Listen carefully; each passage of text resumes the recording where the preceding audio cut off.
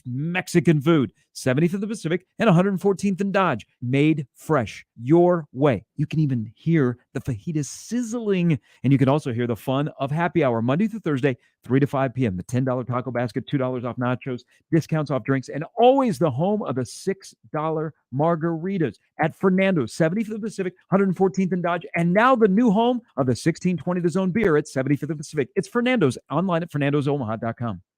For Creighton sports news, tune into Blue Jay Banter every Monday night at 6. And if 1 hour isn't enough for your Blue Jay fix, check out BlueJayBanter.com. Get up-to-the-minute recruiting news, commentary, and chat with other Blue Jay fans at Blue Jay Banter, Monday night at 6 on 1620 The Zone. This edition of Unsportsmanlike Conduct on 1620 The Zone is proudly presented by Union Bank and Trust. The program starts now. AOZN. Unsportsmanlike Conduct on 1620 The Zone. Husker Athletics, Creighton, and yes, UNO. Don't miss a moment, they'll give you your fix. They're on every day from 2 until 6. Spend your afternoons with John, Josh, and Nick.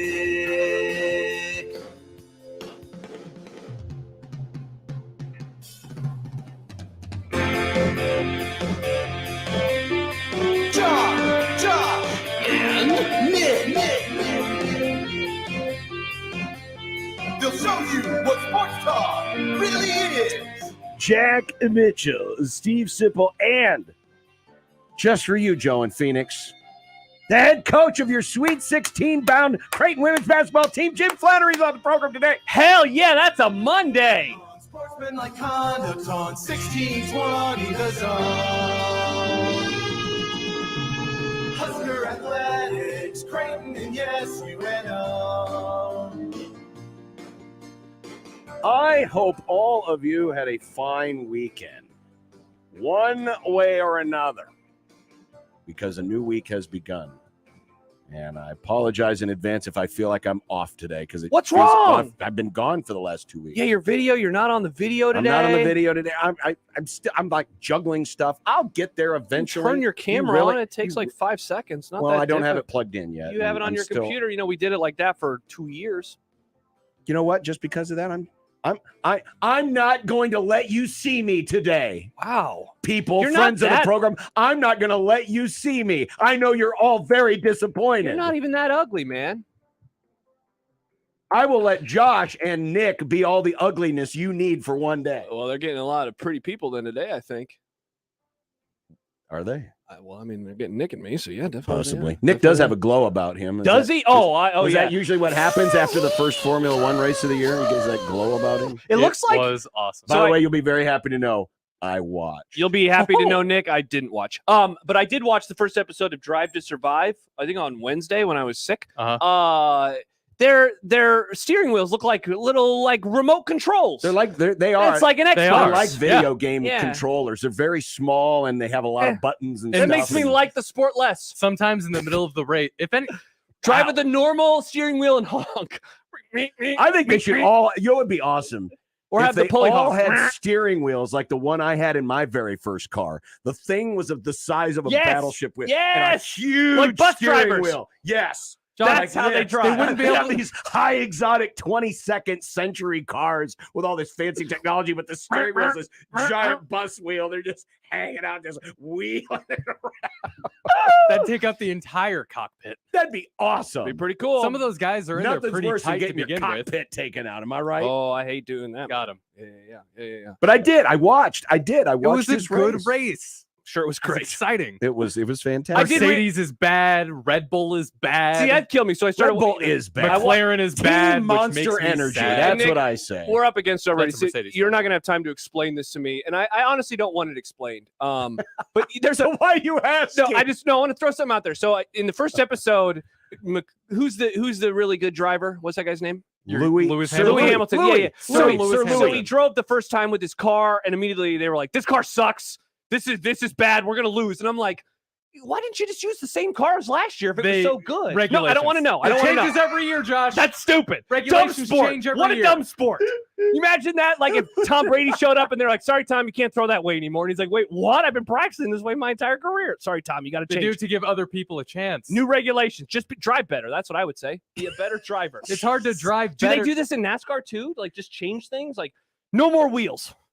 You have to have No, squares. they still have wheels. Okay, well that's They good. change the cars. The cars change from year to year. They do. Interesting. There's Like a always uniform- different it's like- regulations. It's like uniforms. Some things are more Yeah. OP than other Well, things. do you think Original poster? Do you think that Tom Brady, No, I'm Kobe think- Bryant, no, LeBron James, no, Wayne no. Gretzky, I can't use Phil. Brad Pitt. Can't use Phil Mickelson. Tiger anymore. Woods, Rory McIlroy. Rory. You think Rory uses the same clubs he did 10 No, years but ago? they don't say like, hey, you have to use a different club this season. You know, he gets like the next club up. I imagine They you do know? it to make it more fair because you have Mercedes, which is an actual car company, going against Haas, which is just Isn't they don't do Dude. ice cream Haagen-Dazs?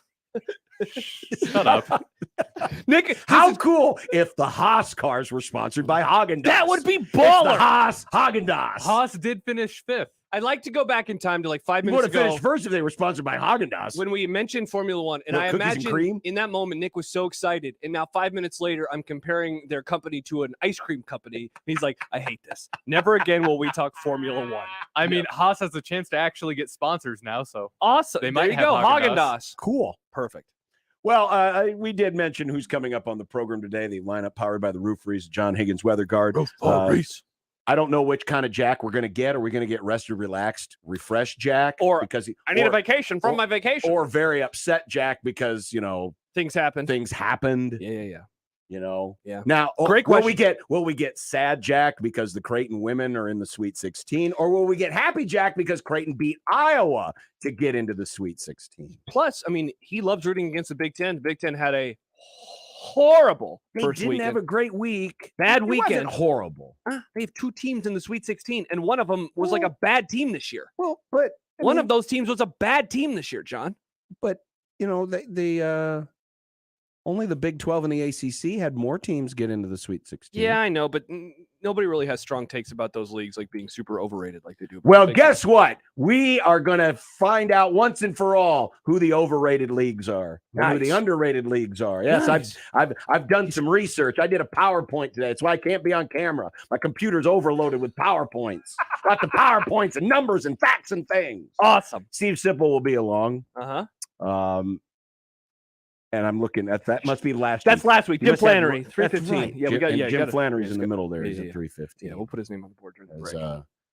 Creighton made the Sweet 16 yesterday in women's basketball for the first time ever. Scott points out that we can see you on the studio cam. So yeah, we'll just go with the studio cam the whole show, and then we can look at your face. Or maybe I'll just throw my PowerPoint up and you can just look at my PowerPoint. The all whole day. show? No, I don't think we'll do that. Okay, good. I don't think we'll do that. Okay, good. I'll get it plugged in. I'm juggling a bunch of stuff right now to try to get PowerPoint boy. information out there. Yeah, yeah. And you can look at my handsome face and my even better looking hat. There you go. So that's all to come today here on the program. The zone deal this week is for the amazing pizza machine. Ooh, It's a machine that's amazing and makes pizza. awesome. It's the only play and buffet That rhymes.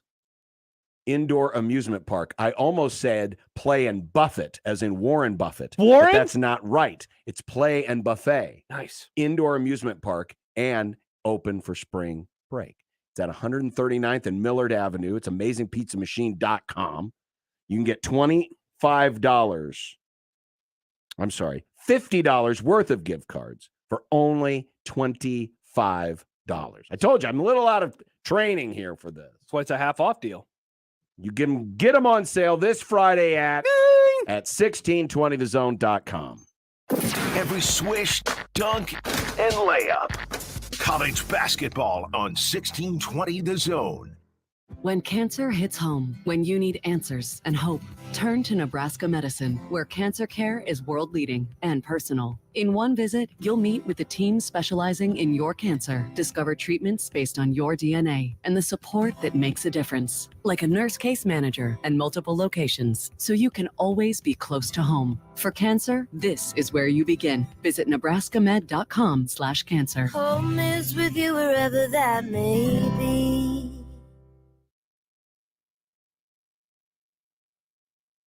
Pre-owned vehicles in stock and on our lots, with new trades arriving daily that you can explore on woodhouse.com. Plus, confidence comes standard when you purchase a pre-owned car, truck, or SUV from Woodhouse. With our multi-point inspection, transparent pricing, available add-on warranties, and financing options, purchasing a pre-owned vehicle has never been simpler. Experience the difference and drive away today confident and road ready in your new vehicle from Woodhouse. Hey guys, it's the new year. Are you still struggling with erectile dysfunction? I've yet to meet anyone that enjoys timing those intimate moments around a pill. Well, now you don't have to. The advanced wave technology at Brookside Medical has been shown by Cambridge University and the Cleveland Clinic to restore and even regrow blood vessels. It can improve circulation and eliminate erectile dysfunction. No pills and no side effects. If you're ready to put a stop to your ED, call us in the next 2 minutes and you'll receive a consultation, assessment, and blood flow ultrasound free, plus a special gift that produces immediate results in the bedroom. You're going to love that. Trust me. This is a $600 value, free to callers now. 402-671-7777. That's 402-671-7777. Guys, get rid of your ED and get that spark back. Call Brookside Medical now to qualify. 402-671-7777. Are you or someone you know in the construction industry? Have you hit a dead end? Or do you need a new opportunity? You work hard. You want to be treated fairly and paid well. Well, maybe it's time you join a premier, high-quality Omaha construction firm. Prairie Construction of Omaha has 2 sought-after positions available, Field Superintendent and Project Manager. Prairie Construction might be just right for you. Learn more about us at our website, prairie-construction.com. Unjunk your sleep at Mattress Firm and wake up a better you. Shop Tempur-Pedic, the most highly recommended bed in America, and save $300 on select mattresses. Plus, get a $300 instant gift good towards sleep accessories. We've got your perfect bed in stock for immediate delivery and with a low price guarantee. So you can rest assured you're getting the best price. Only at Mattress Firm, the #1 Tempur-Pedic retailer. Restrictions apply. See store or mattressfirm.com for details.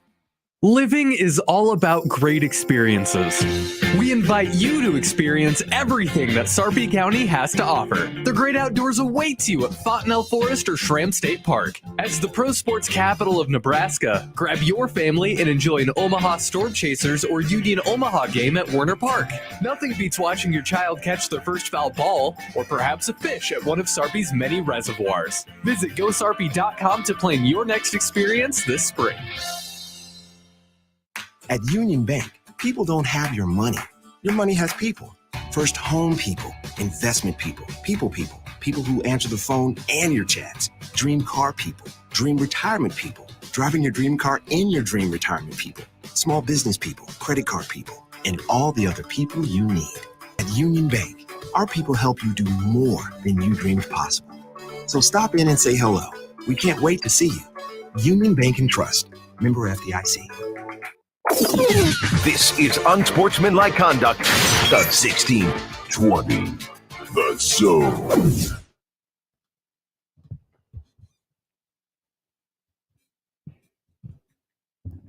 Welcome back to Unsportsmanlike Conduct. Look at this. We've got afternoon baseball that doesn't count. Yeah, we're going to have hoops on soon. We are? Mm-hmm. Where?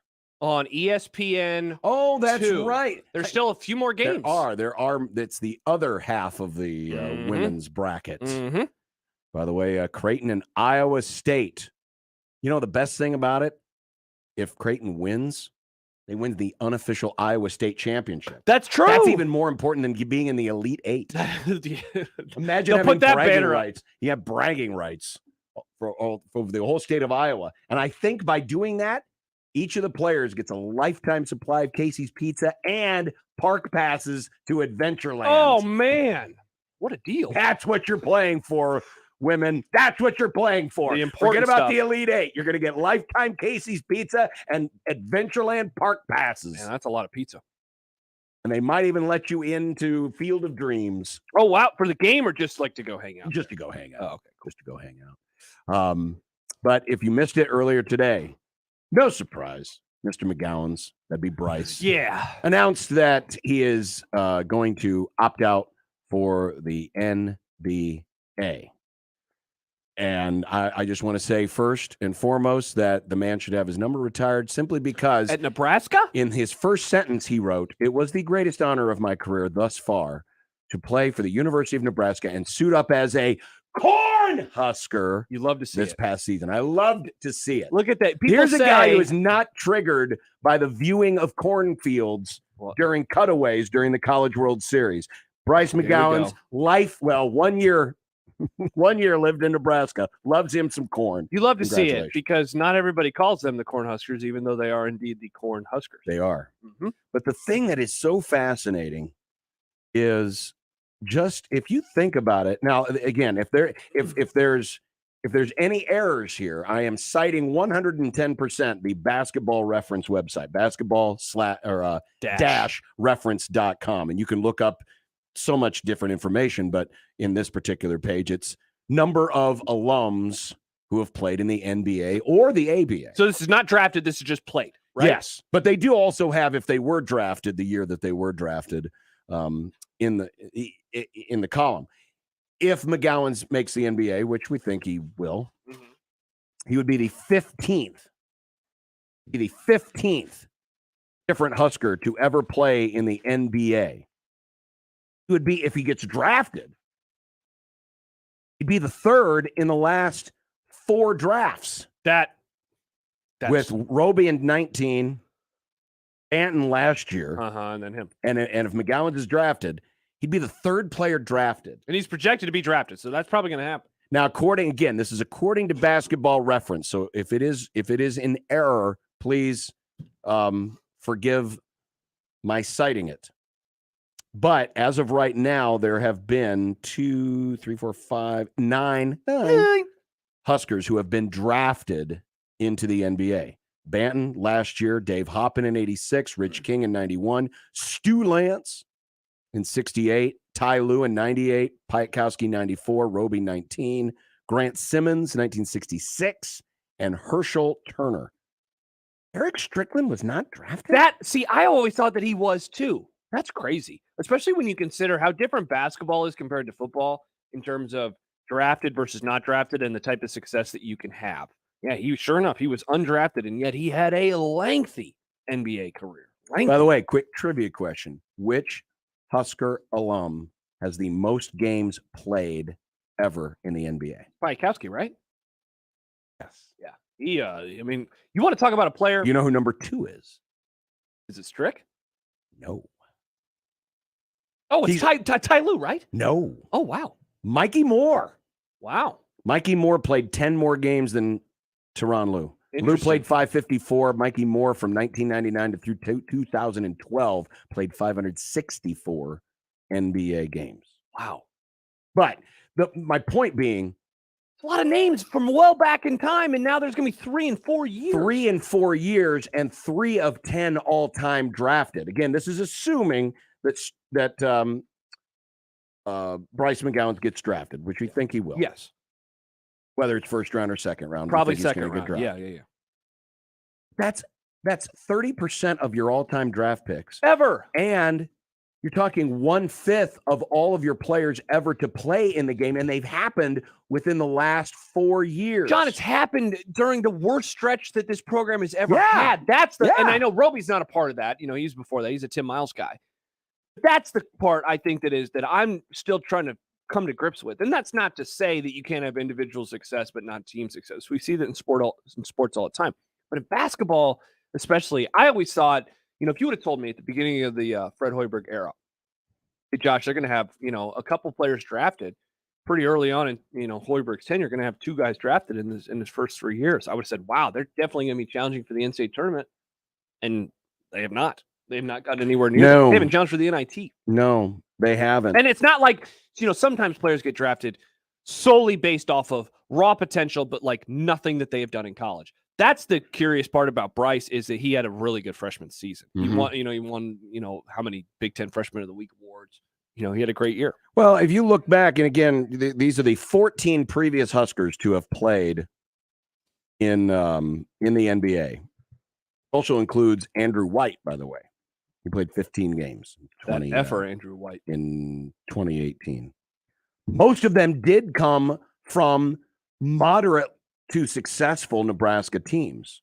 Yes. Dave Hoppin's team was the first that went to the NCAAs. Rich King, Mikey Moore, Eric Piatkowski, Eric Strickland, Tony Farmer. They all went to NCAA tournaments. Eric Johnson might have. Yeah, I think Eric Johnson went to one. So most of them, Stu Lance played in the late 60s when Nebraska had some fairly decent teams. Teron Liu played in NCAA tournament. Yep. Won an NIT. Most of them have come from successful the more teams. moderate to successful Nebraska teams. But to have these three in the last four drafts and all coming from historically bad teams is one of those things that it makes you shake your head as to how is this possible? Yes, definitely. But alas, it is. Yep. Now, we wait to see what happens in the future. We wait to see if, what Trey's motivations are for the future and what others are. And we can get into some of that with Jack Mitchell. If he's in the mood, he might be, in a vacation hangover. Yeah, we'll see. He didn't bother to come see me in Fort Worth. I was very upset. Oh, that's a bummer. I was offended and hurt. Should be. But that's all right. I got to eat all the In-N-Out to myself. Thanks for bringing me back Whataburger, John. That's the funny thing. The In-N-Out was a lot closer than the Whataburger. Whataburger. And that's why I would have gone to the Whataburger. But the nearest Whataburger was like 5 miles away from where we were staying. But the nearest In-N-Out, 1.5 miles. Real cool person would have just gone to the Whataburger because it's worth it. Not really. No. Sad. And by the way, Josh, the fries were exquisite. It's Friesies. They were exquisite. Disgusting French fries. All right, we'll be back. Jack Mitchell will join us. If you love 1620 The Zone, you'll love 1620 The Beer. It's like 1620 The Zone, but with alcohol. Nice. You can join Gary Sharp and 1620 The Zone Tuesday. Tomorrow. From 4 to 6. It's another happy hour at Fernando's at 75th and Pacific. You can get all the details at 1620thezone.com. Live from the Host Coffee Studio, this is 1620 The Zone. Email Sharp and Benning on Equitable Bank inbox with your love, your hate, whatever your hot takes are. We're here for you. The Zone inbox is brought to you by Equitable Bank. We take banking personally. We want to hear from you on the Equitable Bank Zone inbox. Okay, so we got the chorizo dumplings, the cucumber empanadas. Sarah's food truck is popping off. Come on, guys, let's pick it up, all right? But if she doesn't find a new chef, her truck will be stuck. Carl quit this morning, so Jessica, I'm gonna need you on the fryer. Indeed can help her hire great people fast. I need Indeed. Indeed you do. Instant Match instantly connects you with quality candidates whose resumes on Indeed match your sponsored job description. Visit Indeed.com/credit and get $75 towards your first sponsored job. Terms and conditions apply. Baseball season is here for the UNO Mavericks. Single game tickets at Tal Anderson Field start as little as $15 and are on sale now. Go to omavs.com/tickets or call 402-554-6287 to get your tickets now. Being in business 100 years can't be easy. Rotella's Bakery is that business. Great family-owned and operated business that understands the needs of the community. They specialize in breads and rolls made from the highest quality ingredients, ensuring that they are superior in taste. At Rotella's, with 5 great generations represented, the American success story is combined with customer satisfaction, and they don't compromise in quality. For more information about their specialty breads, you can visit rotellasbakery.com. Finding great candidates to hire can be like, well, trying to find a needle in a haystack. Sure, you can post your job to some job board, but then all you can do is hope the right person comes along, which is why you should try ZipRecruiter for free at ZipRecruiter.com/radio. ZipRecruiter doesn't depend on candidates finding you. It finds them for you. Its powerful technology identifies people with the right experience and actively invites them to apply to your job. You get qualified candidates fast. So while other companies might deliver a lot of hay, ZipRecruiter finds you what you're looking for. The needle in the haystack.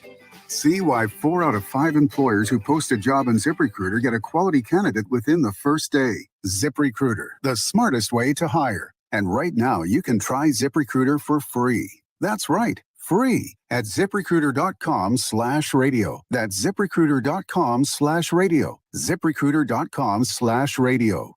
1620 The Zone. Live and local, broadcasting 6A to 6P in the Host Coffee Zone studio. Host Coffee, offering office break room refreshment services to Omaha and Lincoln metro area businesses. Discover a better break room solution for your office at sales@hostcoffee.net. Pandemic-impacted homeowners may be at risk of losing their homes, which is why the state of Nebraska is providing relief through the Homeowner Assistance Fund. Qualified homeowners can receive up to $30,000 in assistance for past due mortgage payments, past due real estate taxes, HOA dues, and homeowners or flood insurance. Funds will be distributed until they run out, and they do not need to be paid back. View qualifications and apply today at NebraskaHAF.com. That's NebraskaHAF.com.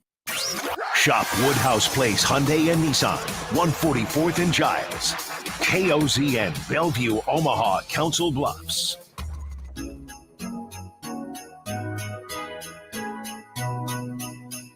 The game is on. Offense is stalled. He's on Twitter. A foul is called. Jack Mitchell is triggered on Twitter.com. Jack Mitchell is triggered on Twitter.com. There he is, fresh off vacation. He's got a glow about him. Oh, yeah. As he usually does if you're watching along on our Vidya stream. By the way, I want to thank Aaron. I told you, I said I wasn't 100% sure if the basketball reference was right. Yep. They did not include Vincent Hamilton on that list. Yes, Vincent Hamilton was drafted in the second round by the Houston Rockets in 99, I believe. He is not listed on that list of Nebraska players in the NBA. So I'm glad that Aaron did a little checking for me. Appreciate that. But what do you think of that, Jack? We were just talking. So we assume that Bryce McGowan is going to get drafted. That would put 3 drafted players from the last 4 drafts into the NBA from Nebraska, which also coincides with arguably the 4 worst years the program's ever experienced. It doesn't make sense. It's crazy because I heard you guys talking about that. And I remember when I knew Rich King was going to be drafted, I remember setting a VHS tape to record the thing, the NBA draft, because I never thought I would see a Nebraska player get drafted in the NBA. And then I remember a few years later, Ty Lue, same thing. I remember sitting there, I wouldn't typically I probably would have normally watched the NBA draft, but that was like appointment viewing to me to see a Husker player drafted. And I remember following Eric Strickland so closely in the pros. And I know you guys pointed out that he wasn't drafted, but it just seemed like such a rare, during my childhood, I think back at that, and it feels like it was such a rare, only every once in a while occurrence, and something that I thought, man, if you're a big time program, you get these regularly, and apparently you can get them regularly, but not still be a big time program. I don't know. It's crazy now that you mentioned that, and a part of it is that Nebraska has been in the kind of the one and done game for the first time, recruited that way for the first time, for the last 2 at least, because that's basically what Banton and McCowan's became, at least at Nebraska, was one and done there, and that wasn't necessarily the way that they recruited before. That's the only explanation that I've got for the entire thing, because you didn't have players like that coming into the program for the most part before the last few years. Yeah, and Jack, you mentioned when you were growing up how it was a rarity, and I just looked it up to confirm. 99 was the last time a player was drafted until 2019. And so essentially my entire life, growing up, watching, following the program, going off to college, graduating from college, starting a career, that's what they were. They were just a team that, I never really could see a stretch like this happening where they had 3 and 4 years. And I mentioned it in the last segment. If you would have told me that a couple of years ago that this is what they would have had under Hoiberg, I'd have been like, oh my gosh, what type of success are they going to have? And instead, it's literally been the worst the program has ever been. But here's the thing. Not once did any of the 3 play together on the same team. True. Even though it was 3 and 4 years. That's a great point. Yeah, that is true. That is true. So, I mean, you were hopeful a few months ago that, there might be a Hail Mary effort to keep him. Obviously, this is not a surprise to anybody, but when you look at the roster makeup, at least for the moment, and you add in Sam Griesel, who just committed yesterday. Yeah. The Lincolnite who was up in the Dakotas for the last few years. Are you confident that they can hang on to most of the rest of the dudes, or is it really up in the air because we don't know who the new coaches are going to be? The three, you've got basically those three seniors who could come back or not, who you kind of think about first in that equation, because they obviously may want to move on past basketball, go try and play basketball somewhere professionally, and that's Walker, Mayan, and Trey. And my gut feeling is that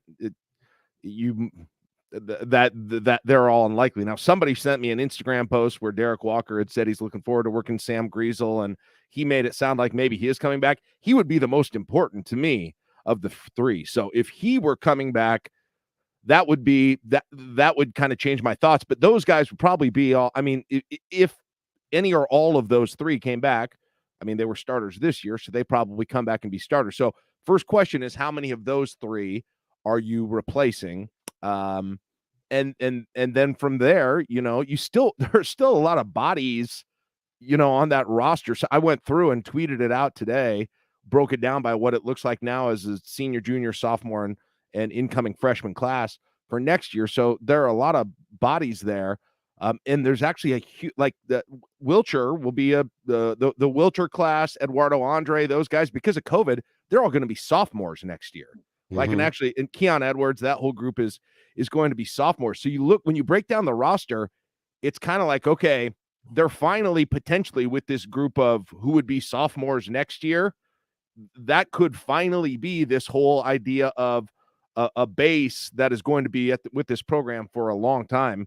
And they obviously need to add talent around them, but that's the first time that there's anything that's been looked like some roster stability if they can keep a big chunk of that group of sophomores who are there right now. And Bradenbach would be in that too, and Tominaga would be a junior next year. So they've got some of that, but I don't know. It's on the other hand, with the whole thing, John, it's still, you still kind of look at this at some point and you're like, okay, especially if they lose Trey, Walker, and Bryce, you're kind of like, and Verge, obviously, like, who's going to score on this team?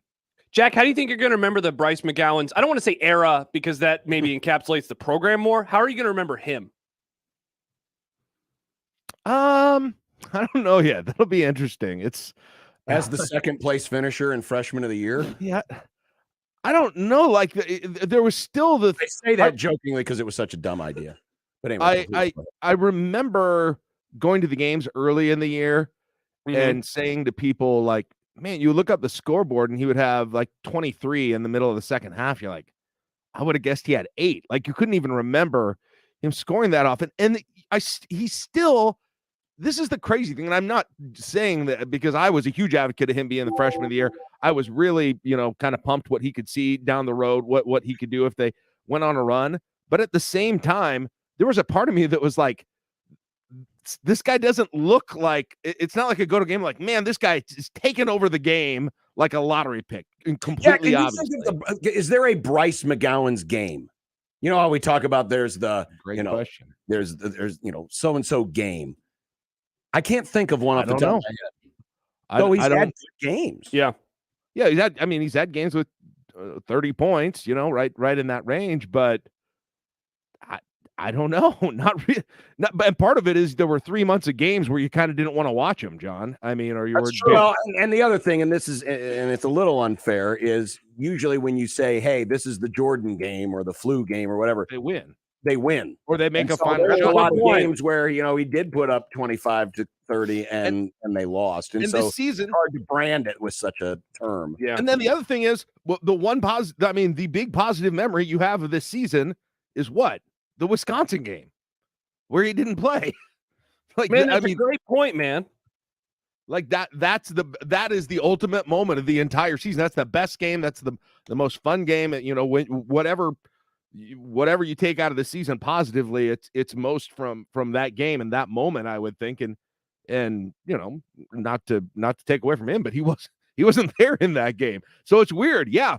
It's that's the crazy thing. Like, if you were told you've got a lottery pick on the team, you would think, okay, man, I remember all these games where he just took over, and you were like, man, it is just, even though he doesn't have all the talent around him, he just took this thing over and led the team completely to victory. I don't know if that game existed with a win.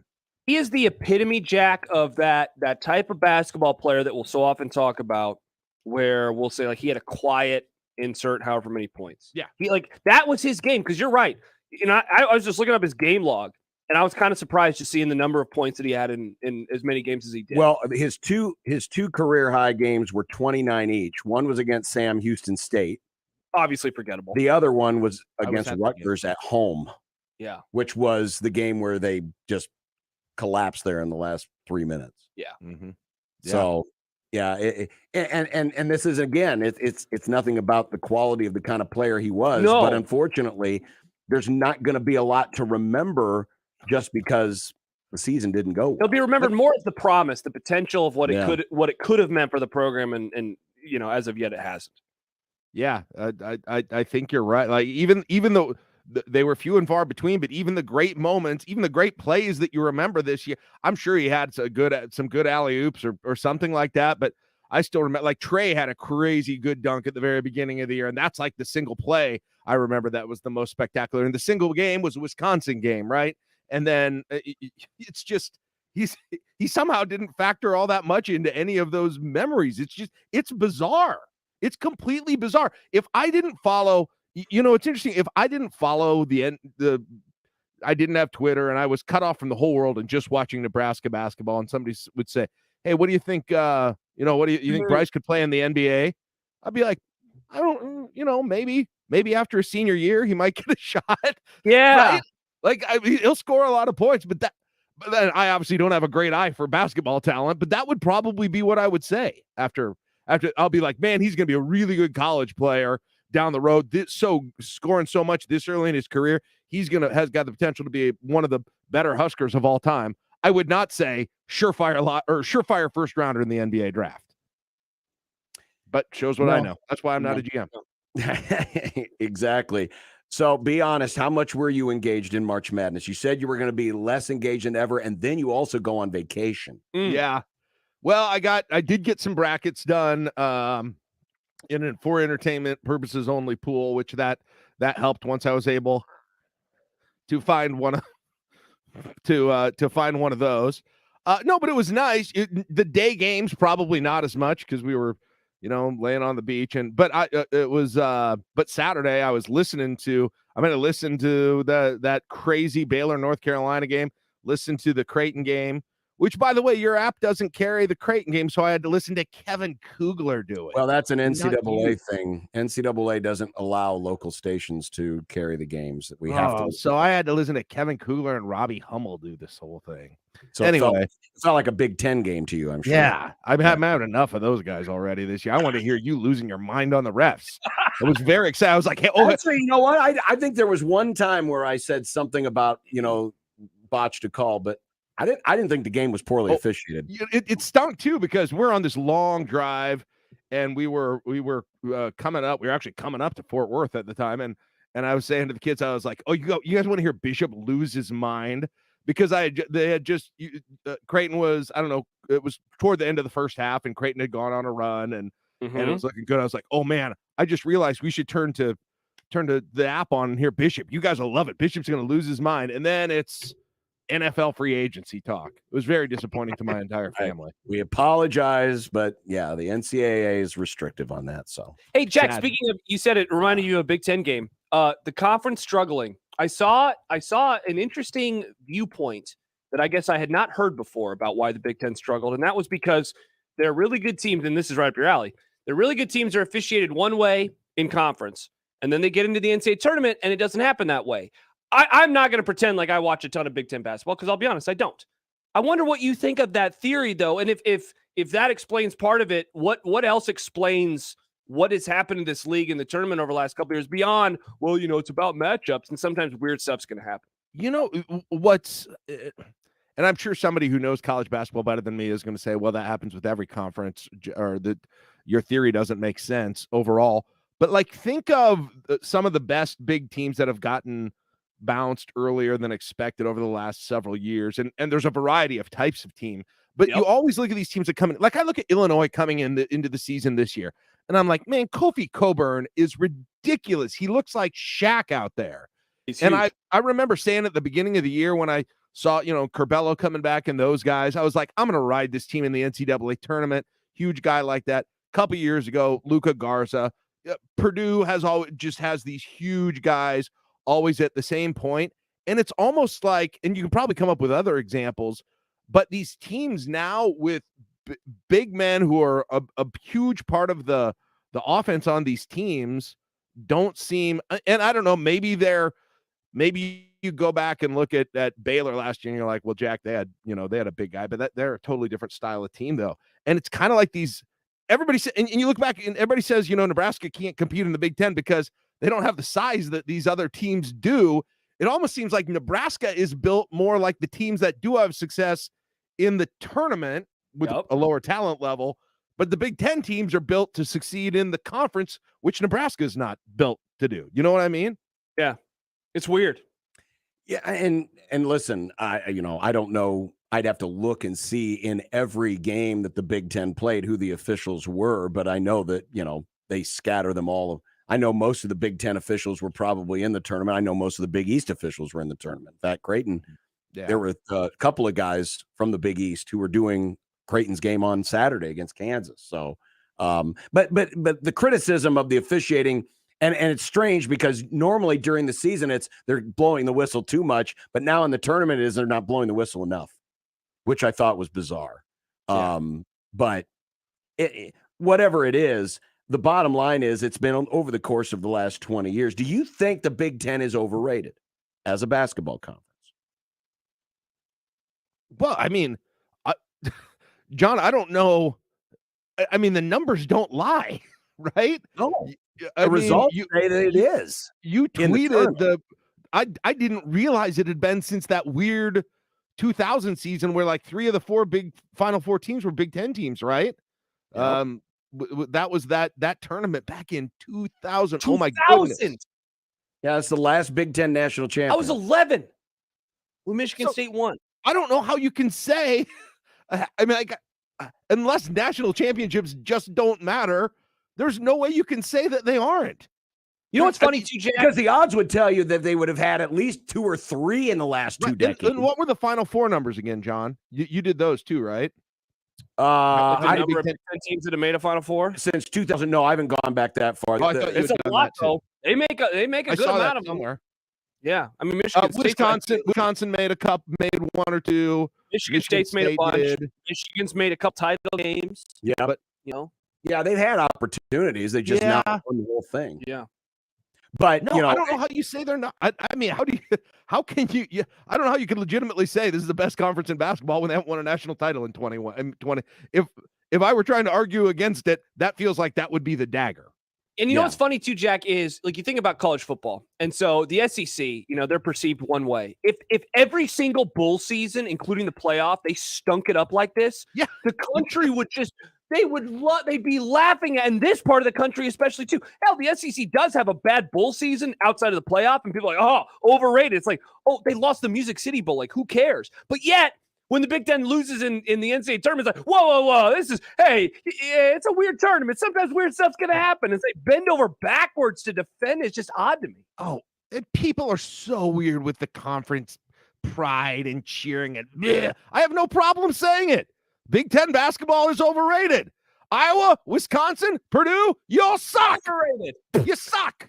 Be better. You're embarrassing us. You're embarrassing your new member by not going into those tournaments and having some success. We sit here and we watch the Creightons and the Big Easts of the world just stack teams all up. And we were told this was going to be the Conference of Champions, this amazing thing. Well, maybe win some games. We'd appreciate it here in Nebraska. Yeah. Well, we want to champ B1G, and we're not able to do that if you keep losing in the first round, Iowa. Unofficially, since the last Big Ten national championship, there have been 13 Big Ten Final Four teams. This is not counting the Maryland teams, right? Of the early. No, I'm only counting teams that were in the Big Ten conference at the time of the tournament. 13 teams. So I know Indiana made it in 02 and played Maryland. Indiana made it in 02 and played Maryland. That probably was the first. Well, five or six Michigan State made it teams? back in 01. Okay, 01, yeah. And that's lost in the Final Four. Indiana lost the championship game to Maryland in 02. Illinois lost the championship to North Carolina in 05. That team was awesome. Ohio Yeah. State lost the championship to Florida in 07. I thought they were overrated. Michigan State lost the title to North Carolina in 2009. Yep. Michigan State lost in the Final Four in 2010. Yeah, they had a nice little stretch where Izzo was taking them like all the time. Ohio State lost in the Final Four in 2012. Forgot about that team. Yep. Michigan lost to Louisville in 13 in the title game. Kevin Ware. Wisconsin lost to Kentucky in the Final Four in 2014. And they lost in the title game the next And year. then in 15, you had two Big Ten teams in. Wisconsin lost to Duke in the finals. Michigan State lost to Duke in the semifinals. That Wisconsin, that was the Kaminsky team that upset the Yeah. undefeated Kentucky team. They and were then good. Michigan lost the title game to Nova, and Michigan State lost 2 years ago, or 2019. So they've been there. They've been there. I mean, that's probably a pretty good resume for making the Final Four as a conference, but just not winning just that trying to final game. eyeball it. It's likely top three. ACC likely has the most, but I'll have the numbers later on. The lead conference over the last 5 years, it's not even close. Using my point system, it's not even close, and we haven't even mentioned their names yet, and we'll get to them later. But anywho, Missouri Valley. Yes, Arch Madness. definitely the Valley. Hey, last undefeated team to make it. Jack, before I let you go, early exit, which one made you happier, Iowa or Wisconsin? Which Iowa? Yeah. The other one in too. Oh no, I would. I mean, Wisconsin got to the second round, and the Chucky thing being injured, I didn't. I despite my disdain for that team, I did not like seeing Chucky get injured like that. That sucked. So, oh no, but the Iowa one was pure unadulterated glee on every possible level. So I would have to say, being in the first round, being that kind of an upset, being the fact that they were the trendy team to go to the Final Four. We already knew Nebraska wrecked Wisconsin's season. We already knew that their entire season was doomed on that Sunday. But Iowa's a trendy Final Four pick. That was great. And they lost in the first round. You love Quit to see embarrassing us. Once again, I say, Come on, please Big quit Ten. embarrassing us. Come on, Big I don't Ten. want to even. Big Ten. I don't even want to act like I'm associated with this conference. It's Vanderbilt football fans get to chant SEC every year. Meanwhile, Nebraska fans, they walk around and people are like, "Oh, do you love the Big Ten Conference?" And then they have to hang their heads in sadness. We used to be in the Big 12. Used to be in that. People forget that Iowa State and Kansas are in that. Yeah, for all of them to go as far as they possibly can, and now I'm sad. All right. Well, now we're officially out of. Well, we're not officially out of basketball season. Next week, there's still games, John. All spring football talk next week. Oh yeah. Hey, real quick, food talk. I had Whataburger for the first time in my life. How was it? It was really good. I was very happy with it. I had a burger once, but then I had the thing that really stood out was the breakfast. Somebody on Twitter told me to get the jalapeno biscuit breakfast sandwich. That was a highlight. That was a highlight. It's too bad that the nearest one was only 5 miles away from my hotel. It wasn't within good walking 5 distance. miles isn't that far, I had John. it at Ardmore, Oklahoma. Ardmore, Oklahoma, which is where we stay. Man, driving through Dallas. Big 12 holy cow. territory. Oh, you love to see it, Jack. Well, it was great.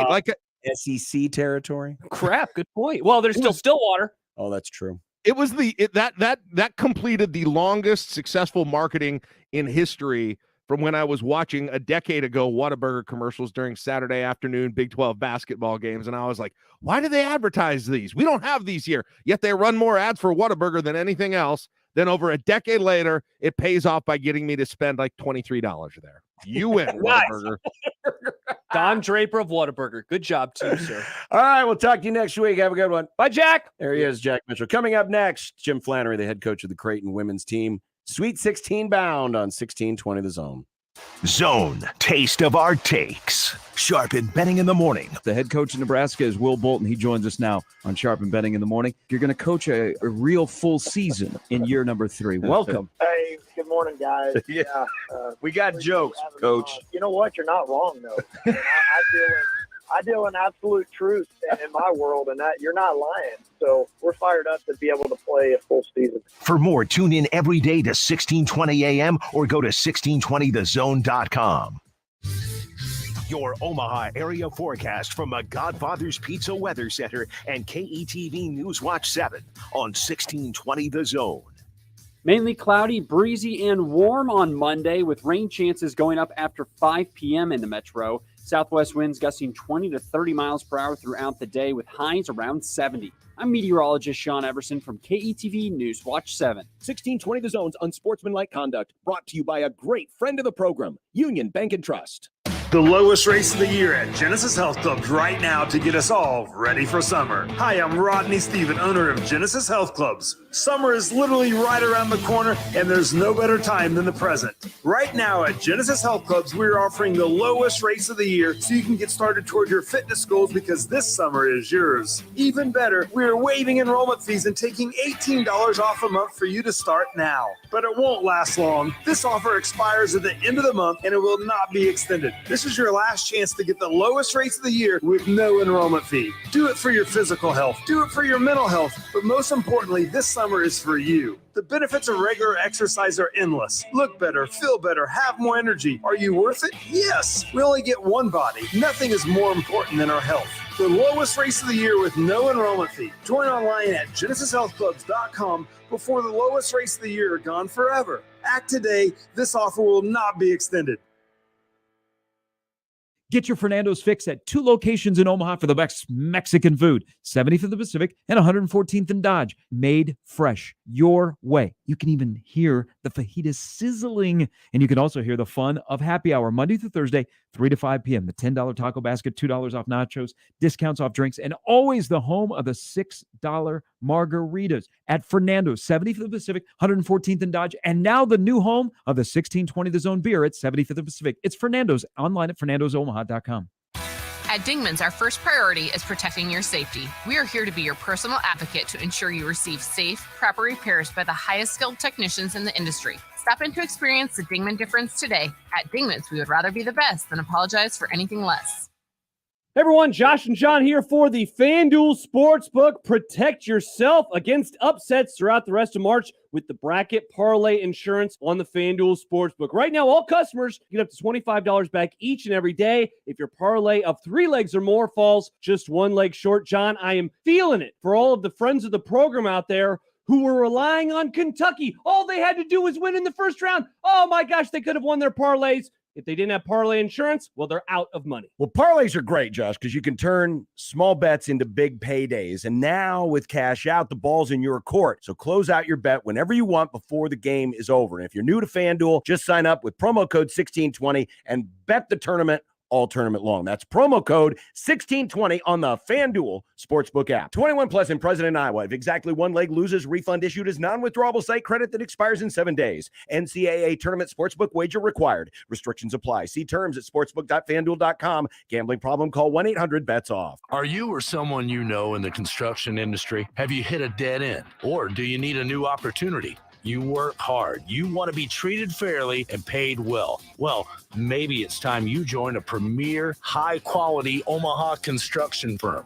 Prairie Construction of Omaha has 2 sought-after positions available, field superintendent and project manager. Prairie Construction might be just right for you. Learn more about us at our website, prairie-construction.com. 1620 The Zone, live and local, broadcasting 6A to 6P in the Host Coffee Zone studio. Host Coffee, building healthy and happy break room refreshment services to Omaha and Lincoln metro area businesses. Discover a better break room solution for your office at sales@hostcoffee.net.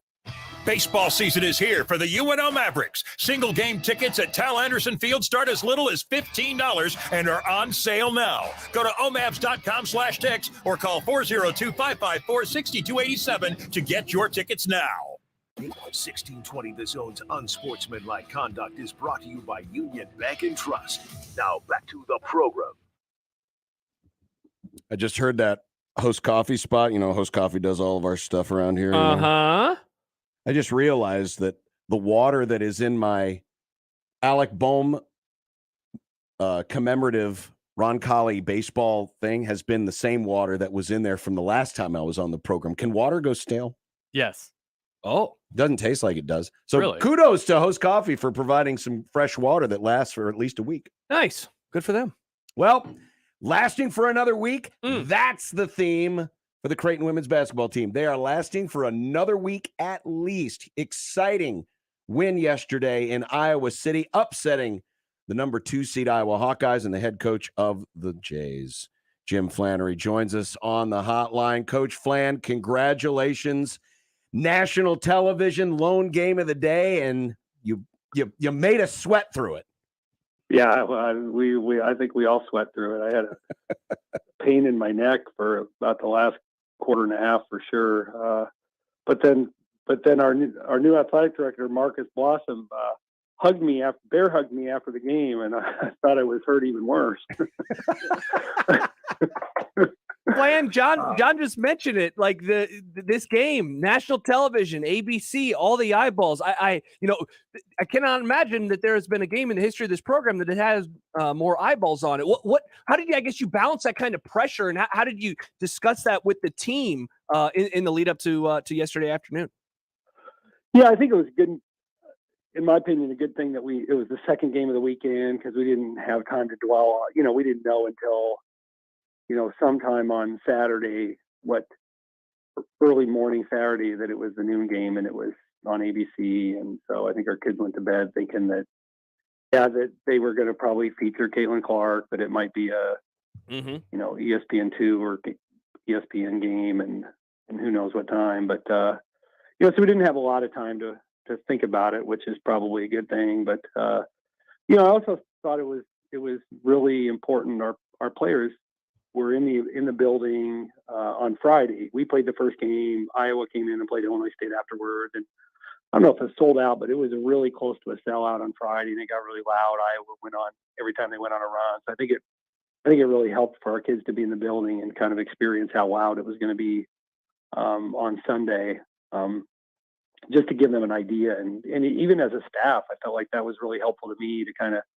because I don't get to coach in that environment. So just to make sure that we're on the same page from a communication standpoint, looking at the bench a little bit more than you normally do, even sometimes during live ball play.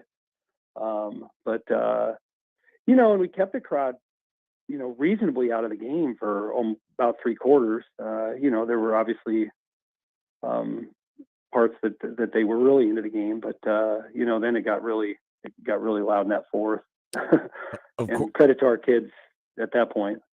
Talking to Jim Flannery, the head coach of the Creighton women's team, heading to their first ever Sweet 16. At what point in the season process, whether it was preseason, in the season itself, did you know that Lauren Jensen was going to play such a pivotal role for this team? Obviously, yesterday, she scores the last 9 points. But was there a point in the season where you realized she's going to play a big role for this team?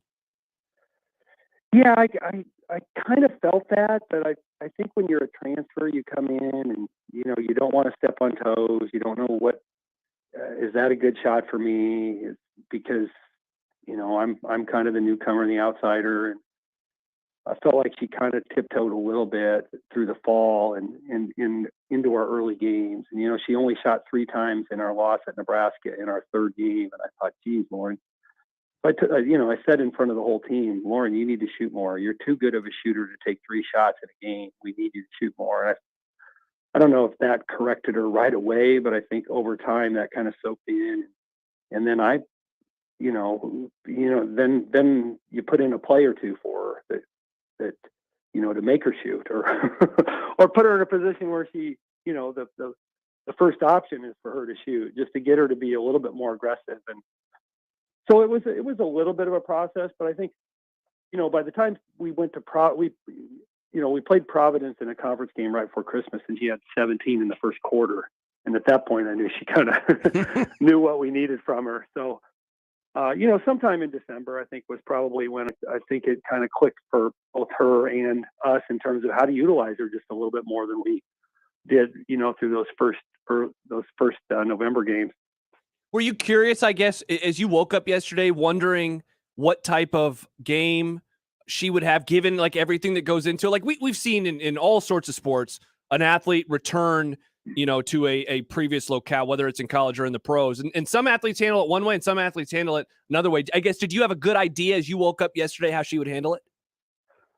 Well, we had a watch party for the guys game on Saturday, and I happened to be standing by her dad for a little bit. I wasn't drinking, just so you guys know. But you know, and we started to talk, and I just said, you know, I've been asked obviously a lot what it's going to be like for Lauren this weekend to be playing in Iowa City, and now that we're playing Iowa.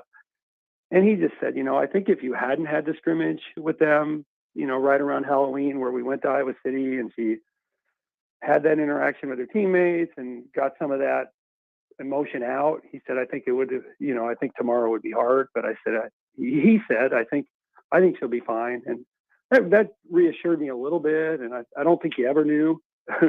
But, you know, in some ways, you know, we had some other kids who were tired and maybe just a little bit rattled. And so I thought she was kind of just the next option. So I said, well, let's try it. Let's put her in a ball screen. And because Lauren can score at all three levels. I mean, she's not maybe as good off a ball screen as our point guards, but she can score it off there. And so we gave her a chance and she hit a pull up. And then I'm like, okay, that's probably going to be it then, because, you know, we had some, like I said, we had some other kids who were tired. And I just felt like, let's just keep putting the ball in her hands. And, you know, once she hit a couple, I think then she got confident, and just what a moment for her, you know, to hit that last three. I mean, you can't script it any better than that. So just really, really, really happy for her, but also, you know, I think our team had a belief in her that helped her too. Flan, you mentioned it at the outset of the interview, Caitlin Clark, because of her, you thought, you know, you'd have an opportunity for some extra eyeballs on this game. You held her to her lowest output of the season on her worst shooting of the season. I wonder about the game plan for yesterday. And also when you think back to the close scrimmage against them before the season, like, did that matter at all? Did it end up being really helpful that you had a chance to see her and the rest of the team, you know, going back a few months, or is that maybe not something you can really rely on given the nature of a close scrimmage versus an actual NCAA tournament game? Yes, I truly believe it helped. I think it helped because we're a different team than a lot of teams.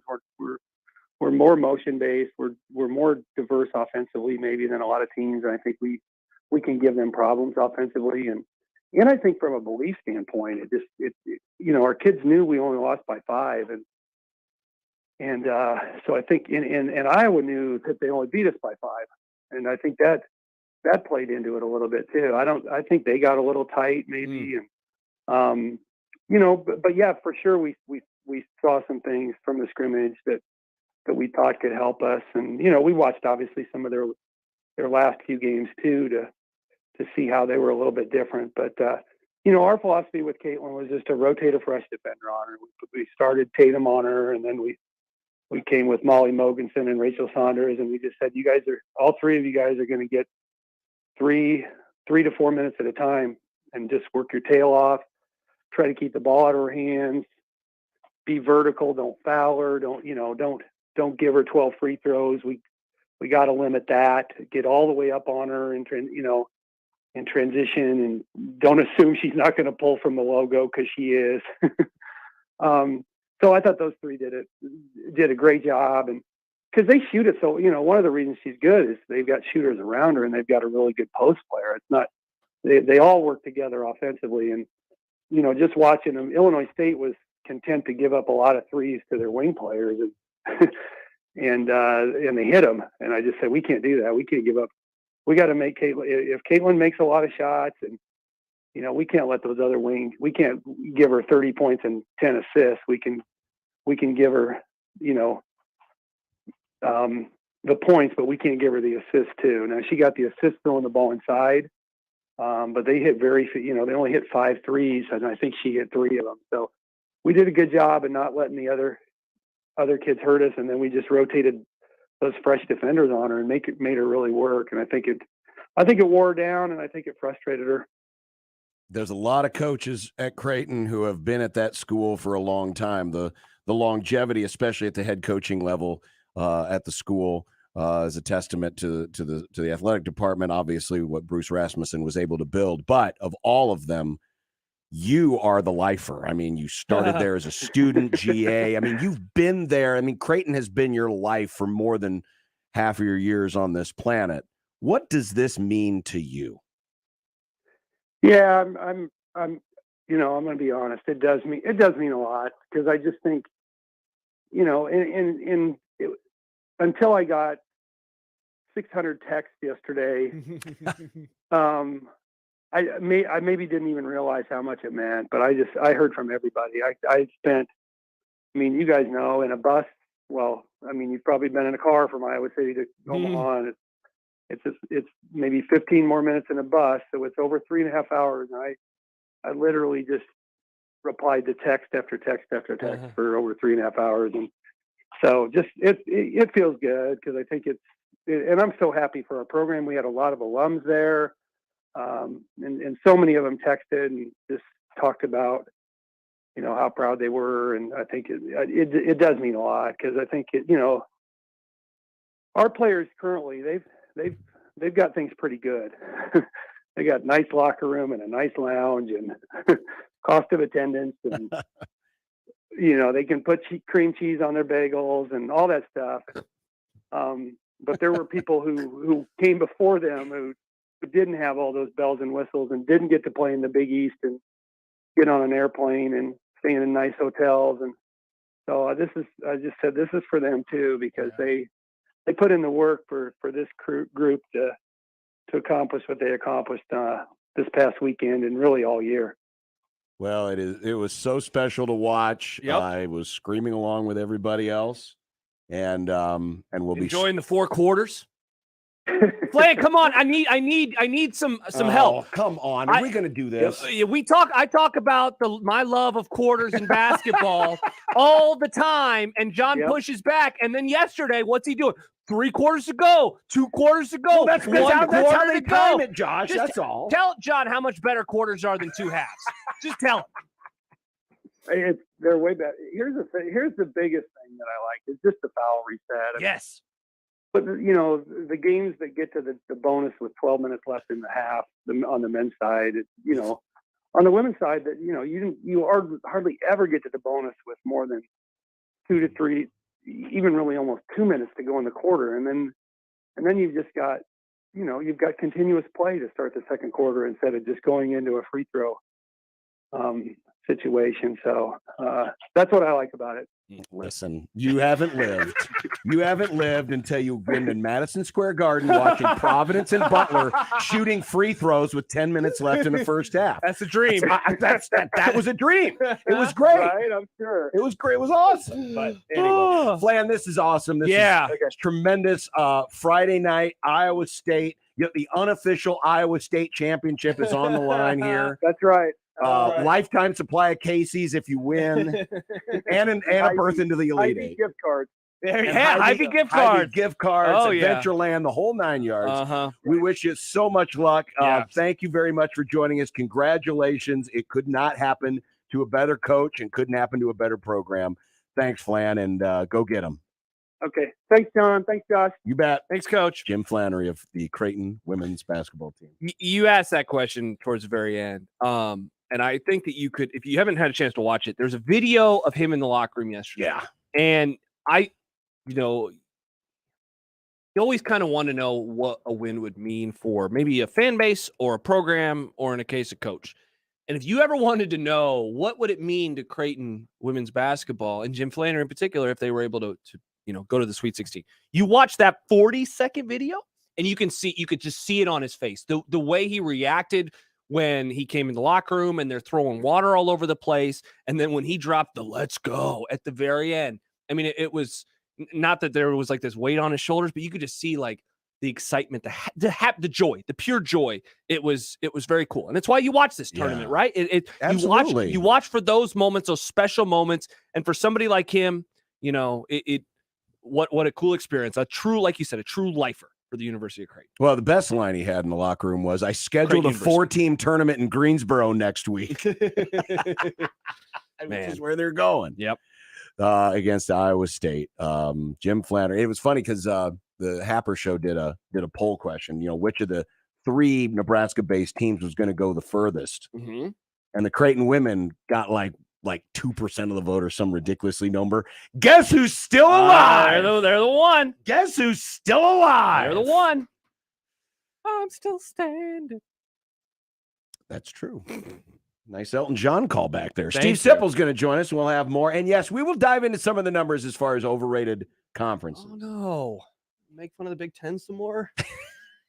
It's not going to be as bad as you think. Okay. There was a question that From we the got B1G. coming out of the initial discussion from Scott that I would like to get to as well about, how do we judge a conference when this tournament is so random? Well, we will address all of that still ahead here on 1620 The Zone. Hey, everyone. Josh Peterson here for my friends at Kugler Vision. Did you know that people from all over the state of Nebraska travel to Omaha just to go to Kugler Vision when you have had glasses, contacts for years, in fact, decades? I had mine for almost 2 decades. You are looking for the only provider in this area that will specialize in all 7 of the FDA-approved vision correction procedures.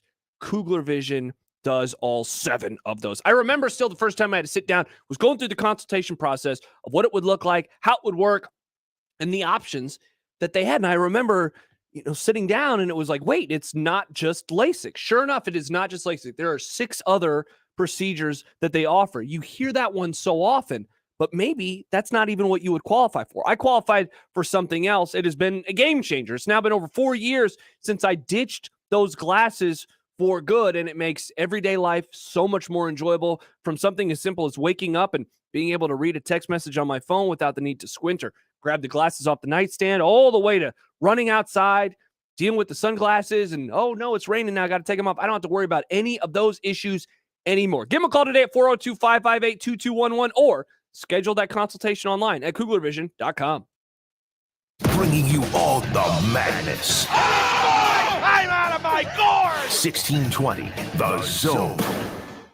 At Union Bank, people don't have your money. Your money has people.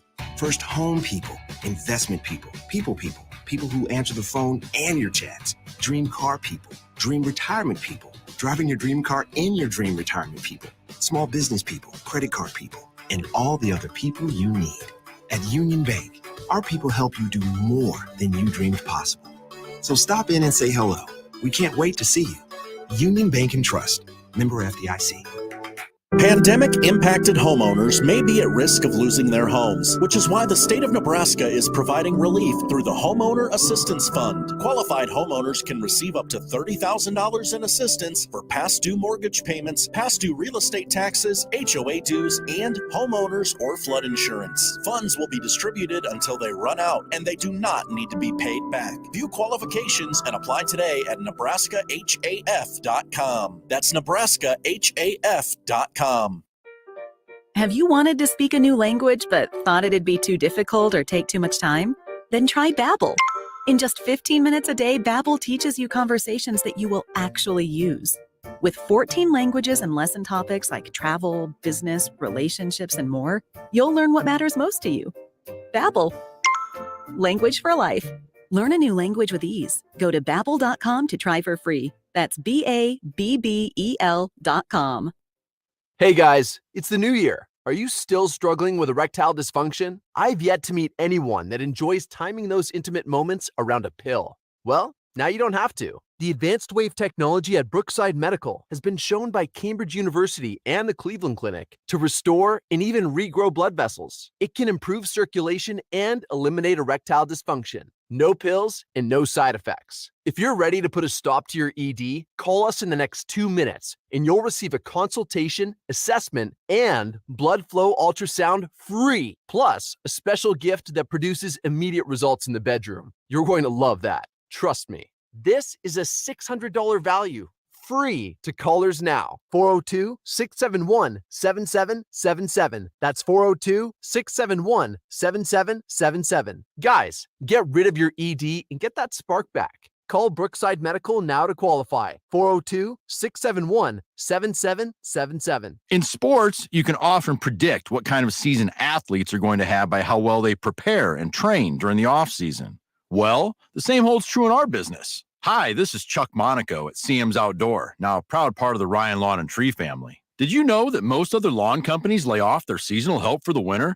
Not CM's and Ryan. Our full-time employee owners have been in our training facility during the off-season, studying the latest science and best practices to help deliver the best-looking and healthiest lawn, trees, and landscapes you've ever enjoyed. So while those other companies are trying to hire new replacements, our freshly recertified employee owners are making sure that this year, like every year, no one can do a better job of taking care of your entire outdoor environment than Seams and Ryan. Visit us online for a free estimate at bestomahalawn.com. Oh, and by the way, if you or someone you know would love a great outdoor career with serious growth potential, consider joining us as a full-time employee owner. That's bestomahalawn.com.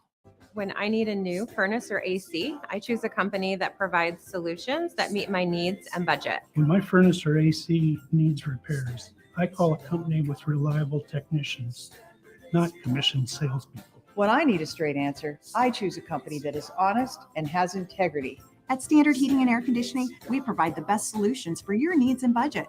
It's just part of the way we do the things we do.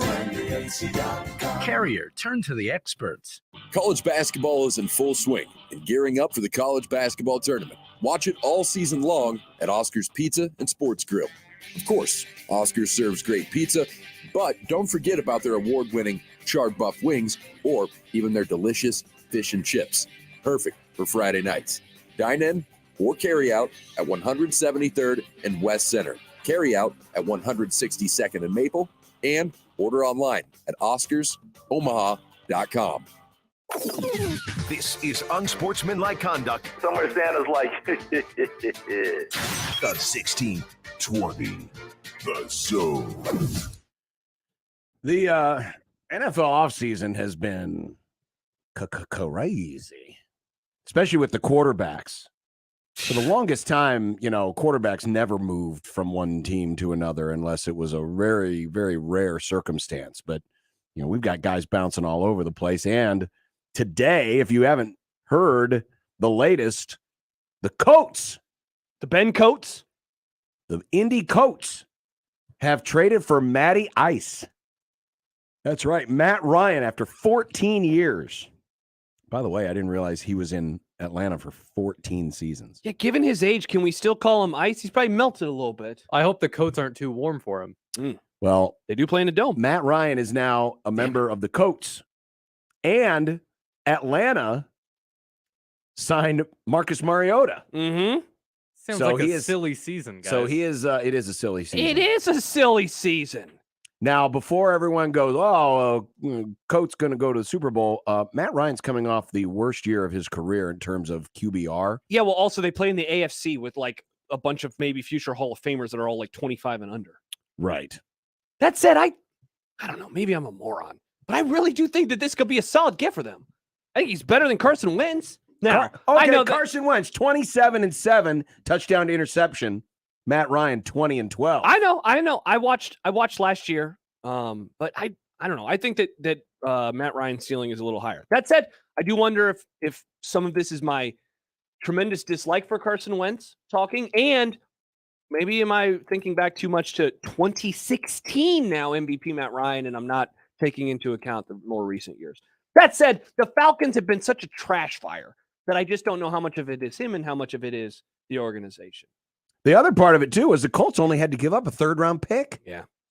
That's it. Not a lot. For a 14-year veteran, a former MVP at the most important position in all of sports, the only thing they had to pay was a third-round pick. I unless there's something I am missing here. I think the Colts got a bargain. Yeah, seriously, it's a massive bargain. Even they if can he take a flyer on a guy, and if he sucks, oh well. Yeah. And if he doesn't suck, they're going to the playoffs. Right. Probably. And if he sucks, they're going to be in a low draft pick, and they'll be in line to pick a quarterback. Exactly. Because I was talking to somebody earlier, and they said, why not just because they continue to rotate through quarterbacks. They've had a different quarterback every year since Andrew Luck retired. And my thought was, hey, do they have to? Is there like a win now mentality that the franchise has, that Frank Reich has? Because I think he stuck his neck out for Carson Wentz, and I think a lot of people gave him trust because they're like, well, hey, Wentz was really, really good that one season, and Frank Reich was his coach, on that side of the ball with the Eagles. This is going to work, and it didn't work. And it didn't work spectacularly. And so, like, John, you just mentioned it, 27-7. The fact that they wanted to shove that dude out the door that quickly says he must have been a horrible locker room guy. And they couldn't stand him in there. That and the season didn't end particularly strong. Remember that interception late when he against the Titans at the goal line? So I'm with you. This seems totally low risk. And I don't want to say, like, they can win the Super Bowl, but I think the reward would be a playoff berth. I think they definitely go to the playoffs, out of that division. I mean, honestly, because I was thinking, all right, who are the Colts going to get? Are they going to be in on? Are they going to be on Baker Mayfield? Are they going to be in on? See, I'd rather have Matt Ryan than him. On Jimmy G. I think I'd rather have Matt Ryan than him. For the price they got Matt Ryan. Yeah. And I'm not a big Jimmy G guy. I still think Baker Mayfield has usefulness. I really do. I still think Baker Mayfield can be good. I don't anymore. Of the three, I would say Baker Mayfield has the most upside of those three options, has the most upside. But for the price they got Matt Ryan, I think it's worth a flyer. Definitely. I think it's worth a flyer. And like I said, if they're not going to be any good, they'll be in position to probably draft a quarterback next year. Yeah. Hey, or the way this offseason is anymore, they could probably trade for another one because there'll be other ones on the move. Yeah. Next year, or free agents, or whatever the case may be.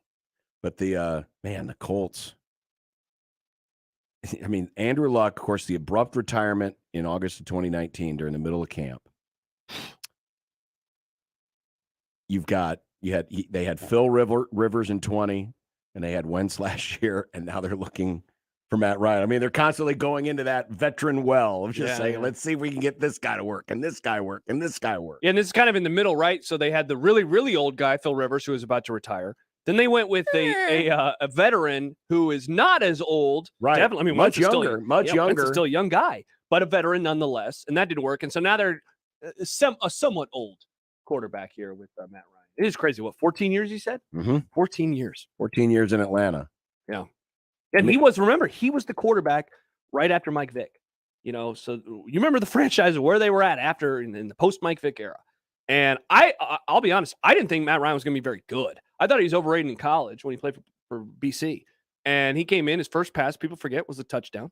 And he had a good career, won the MVP, went to a Super Bowl. I think he went to one other NFC championship game, a solid career.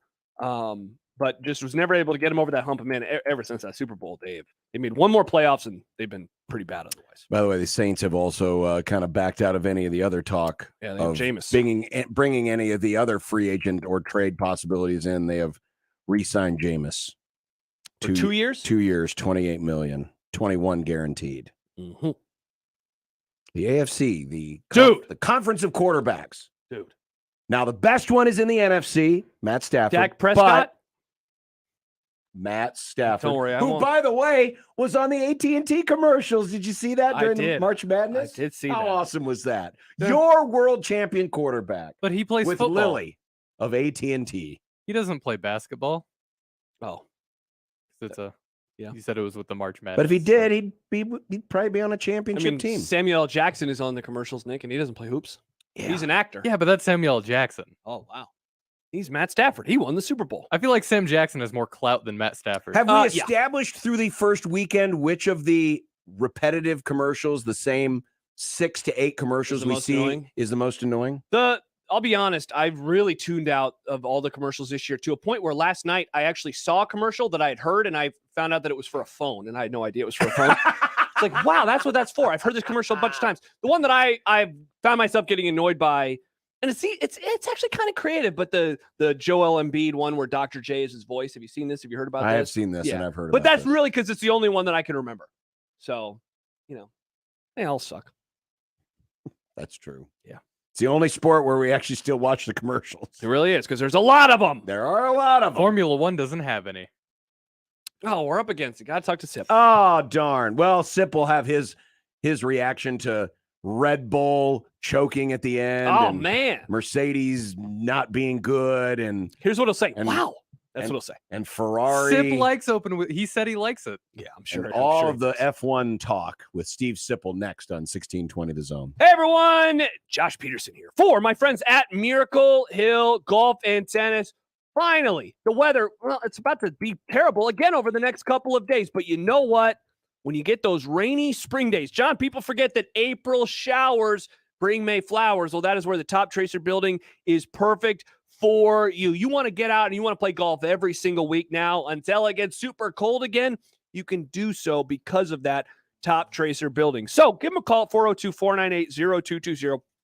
Book your tee times for the full 18. Book your tee times for the Top Tracer building as well. Perhaps you've been returning to the office. Maybe you got some big events coming up this summer. You're looking to do something with friends, whatever it is. You can put together those group outings for both the Top Tracer building and for the regular course as well. And do not forget, if those sticks have been put away for a little bit, maybe they've been in your car trunk for a while, they've been in the garage, the closet, whatever it is. Mike Favre, he has helped my golf game. He can help your golf game as well. Spring, the perfect time to get your game back in shape and then get your season goals ready to go for the rest of the year. 402-498-0220. They're located just north of Dodge on 120th Street, Miracle Hill Golf and Tennis. Live from the Host Coffee Studio, this is 1620 The Zone. 1620 The Zone. Traffic.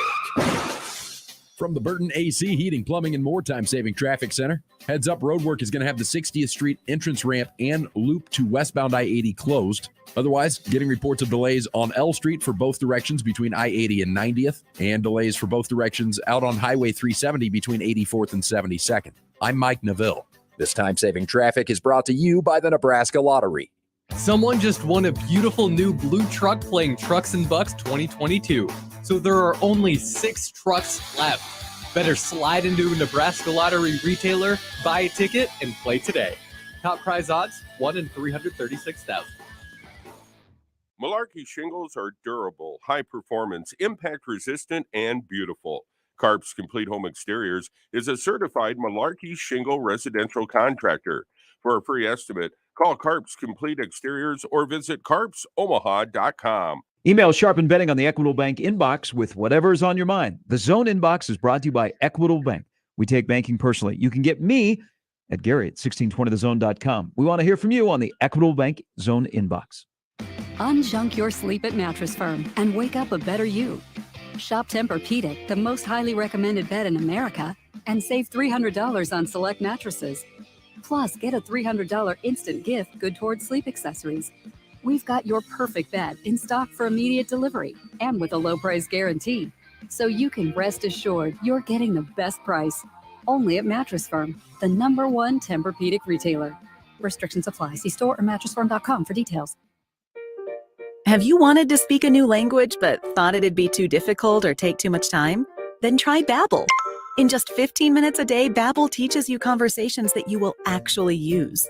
With 14 languages and lesson topics like travel, business, relationships, and more, you'll learn what matters most to you. Babbel. Language for life. Learn a new language with ease. Go to Babbel.com to try for free. That's BABBEL.com. Do you like to shoot fireworks? Would you like to get paid to shoot fireworks? J&M Displays wants you. Help shoot an Omaha Storm Chasers game, Memorial Park display, or any of the major shows in Western Iowa and all of Nebraska. If you like to travel, J&M covers Nebraska, Kansas, and most of Missouri. They offer free training and great daily pay rates, which makes it a perfect part-time job. Visit jnmdisplays.com and click the Join Our Team tab to find out more. J&M Fireworks. Get your Fernando's fix with yours truly, Gary Sharp, this Tuesday at Fernando's at 75th and Pacific. We'll be there with giveaways and great food and much more from 4 until 6. And don't forget, 75th and Pacific, 1620 The Beer is on tap. We will see you on Tuesday, 4 to 6 at Fernando's, 75th and Pacific. Wanna bet? Las Vegas is miles away. The sportsbook at Ameristar Council Bluffs is much closer. We're your 50-yard line. Behind home plate. Center court ticket. To real-time odds and over-unders. We've got all the action and the best odds in town. So grab the crew and place all your bets on all your favorite teams at the Sportsbook at Ameristar Council Bluffs. Must be at least 21. Terms subject to change. Gambling problem? Call 1-800-BETS-OFF. Sports betting is legal in Iowa and not Nebraska. Shop Woodhouse Place Hyundai and Nissan, 144th and Giles. KOZN, Bellevue, Omaha, Council Bluffs.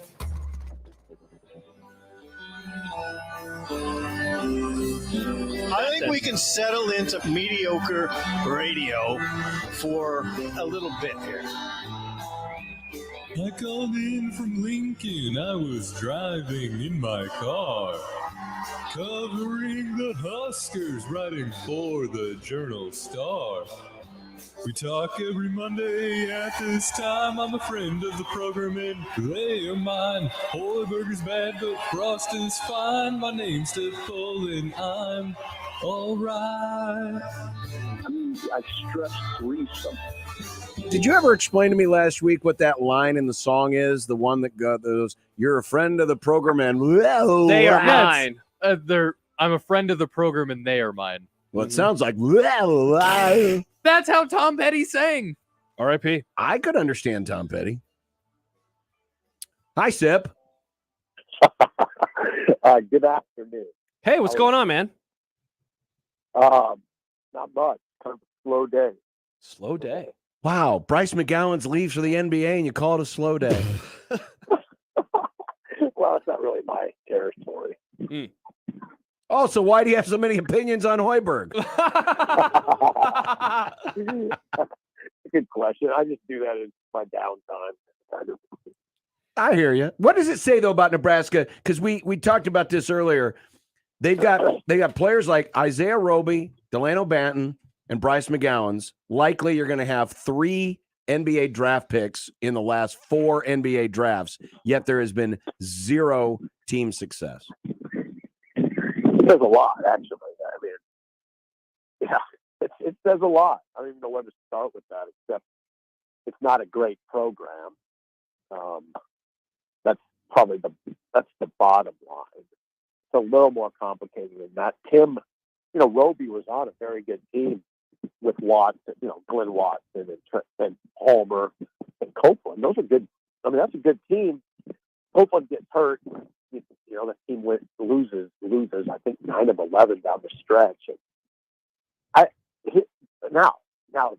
Which segues perfectly into what I said originally, which Nebraska hasn't been a great program.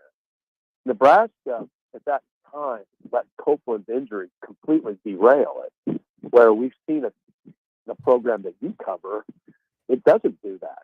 It didn't derail. Nemhardt's injury didn't derail Creighton. They had injuries that didn't derail. I mean, even Ryan Kalkbrenner going down, I wouldn't say derailed them.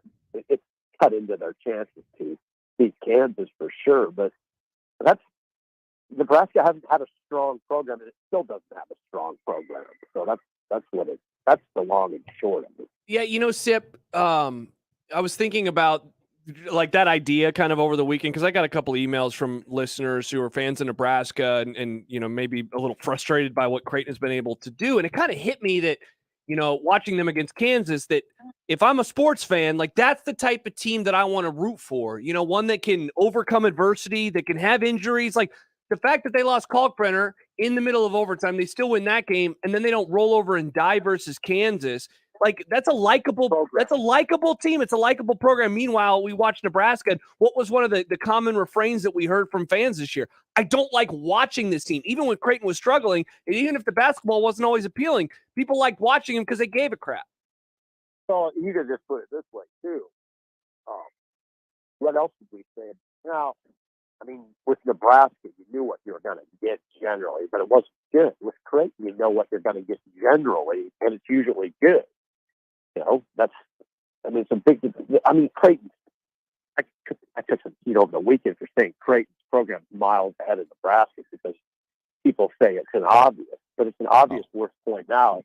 And the fact that it is obvious is trouble. Nebraska's not a strong program. It's not. And Creighton did in a transition year what Nebraska only dreams of doing. It's really that's the bottom line. Nobody likes to hear it. But Creighton in a transition year did what Nebraska dreams of doing, which is winning a game in the NCAA tournament and then threatening a 1 seed. Being down by 1 with a minute to go against top seed Kansas. Yeah. And John, I heard your call on the Creighton first game, and that was an inspiring performance for sure. It wasn't a tricky point on the chickens right now. distracted while I'm on the radio. It was an inspiring performance in the first round. Really inspiring. I mean, they didn't play particularly well, Creighton, especially in the first half. But what happens with a strong program? It doesn't go away. McDermott has built a strong culture, tough-minded culture. They don't win every single game, but you can pretty much count on them in the NCAA tournament. So it's I don't mind. It sounds sort of cliche to keep saying they built a strong program, but there's a lot that goes into that conversation. And with Nebraska, it hasn't happened. There's a lot that just hasn't gone into it. It just hasn't worked. Would the dynamic, Sip, of how we either react to the lack of success or just talk about the lack of success, would it be different if there wasn't another major Division I basketball program in the state to compare it against? If this were more like football, where it's just that's the only basketball you get, do you think it would be handled or discussed differently? I don't know. That's a great one. I don't know, because I've lived here my whole life and it's been that way. It would be I can only answer it this way, John. It would be for me. I mean, the fact that Creighton, I know there's differences in Creighton and Nebraska and the dynamic, but I mean, the fact that Creighton, I can get to Creighton from Central Lincoln in 45 minutes. I mean, I could literally get to Omaha that quickly nowadays. And McDermott, but not just McDermott, coaches before him too, have been able to get that team into the tournament regularly. And Nebraska can get wins on a fairly regular basis, and Nebraska can't do it. Yeah, it confuses me for sure. I don't understand why I'm watching Creighton and guys like Kaluma and Nemhard, Hawkins in the transfer, Alexander, guys on and on. Why can Creighton get those guys in the program? Nebraska, I guess they can get them to a certain degree, but it doesn't seem like they always fit together like they do at Creighton. And it all winds back to, come on, a lot of this just winds back to the head coach, to the coaching staff. And McDermott, I think McDermott's continue to get better. He was always pretty good, but they went into the Big East, and I was skeptical of how that was going to look. I thought, okay, now you're going to find out what Creighton's got. You know what? We found out. We found out, if you're a Creighton fan, you found out in a really good way. Sip, shifting gears, you're someone who, we've talked about it with you over the year. You love Big Ten basketball and kind of the style of Big Ten basketball, and it's often brought up, really when we're talking about Nebraska and their lack of success in the league. But I wonder, as someone who, I don't want to say like you defend the style of the league, but you just, kind of gear yourself towards it. What do you make of the league continuing to struggle in the NCAA tournament? Like, I understand judging a league or even a program on an entire single elimination tournament can be a fool's errand. But just given how supposedly strong we view this league, their lack of success has been a bit jarring, even outside of winning a national championship. The lack of Sweet 16 teams, I think, the last 2 years is more of an indictment. What have you made of all that? Well, I mean, the numbers are the numbers. What is it? 3 Sweet 16 Yeah, teams and Michigan is 2 of them. Yeah. It's Michigan twice and Purdue. Yeah, there's nothing I can say to defend it. Now, I would say this. I do think the Big Ten is a strong basketball league. This year, though, I would say, and I was saying it late in the season, it wasn't a great league. It was deep. Mm-hmm. I mean, it wasn't a league with a couple great teams, but it is a deep league. Bottom isn't bad. Yeah, besides Nebraska. So that I will still maintain that. Not overly surprised at what's happened. I don't fill out a bracket, so you can't go back and look at my brackets. I don't fill one out. But Illinois was the Big Ten champ, and I thought Chattanooga would beat Illinois, and it was close. It was really close. Purdue, I think, I did think Iowa because it was because it's hot. It won 12 or 14 games going into the tournament, the Big Ten. I thought they were equipped to go far. It's really disappointing. Ohio State I knew was not strong. Michigan State I knew couldn't. I was surprised Michigan State won its opener. But anyway, there's nothing I can do to defend it. Now we got to watch Purdue, because now Purdue is in a good position, not play St. Peter's, to get to the Elite Eight. Purdue's in a good position to get to the Final Four. Great position. So I don't want to go. Great position. I don't want to go too far and say, hey, the Big Ten's a miserable failure. You could also say that Michigan is a surprise, one of the tournament surprises. So there's some positives in it. But hey, three Sweet 16 teams out of 18 possibilities in the last 2 years. There's no real way to defend that. I would dare say that, if Purdue doesn't make the Final Four, it's going to be a massive disappointment for the league, because they're the highest seeded team left, and they'll get St. Peter's. God bless St. Peter's, yeah. But they should win that game by 20. 15 seed has never made the Elite Eight, so they should win that game. And then you're going to either have North Carolina or UCLA. And while I like North Carolina, they have their faults. Hell, they showed their faults as they melted down versus Oh my Baylor. God, it was incredible to watch that meltdown in person, because it was like, holy cow. Yeah. They look like a high school team at times trying to handle that press. Yeah. But yeah, I mean, a lot of pressure is going to be on Purdue, A, for themselves, because they'd love to get back to a Final Four, but B, kind of with the league on their back. Because if they can't get out of this bracket now with the advantages that they have built in, then, Michigan would have to go all the way to bail out this season for the Big Ten. Yeah, you're right. No, Purdue, I don't think that players think about the weight of the No, Big they Ten. don't, and they shouldn't. And I will say this: Purdue didn't look like, now, this is a subjective analysis, but I didn't think Purdue looked like a team that felt a lot of pressure yesterday. No, they played fine. They played well, and they played pretty well in the tournament. I wondered about it, because you do see teams in the tournament where you can literally see the pressure. I didn't see that with Purdue. So they should keep going. I don't know. I haven't even looked at what Michigan's got, what Michigan has ahead. But, Well, Michigan has Villanova, and then if they win that, it's either Arizona or Houston. Tough. Yeah, it's tough. I don't think they get past Villanova.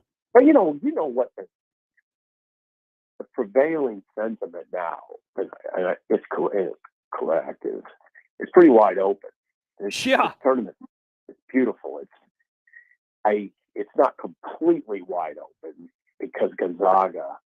Now, I watched Gonzaga Saturday night against Memphis. Now, Memphis is an explosive team and gave Gonzaga all it wanted. But man, I mean, Gonzaga's they're a beautiful team. They're beautiful to watch. They're ahead of a lot of the field.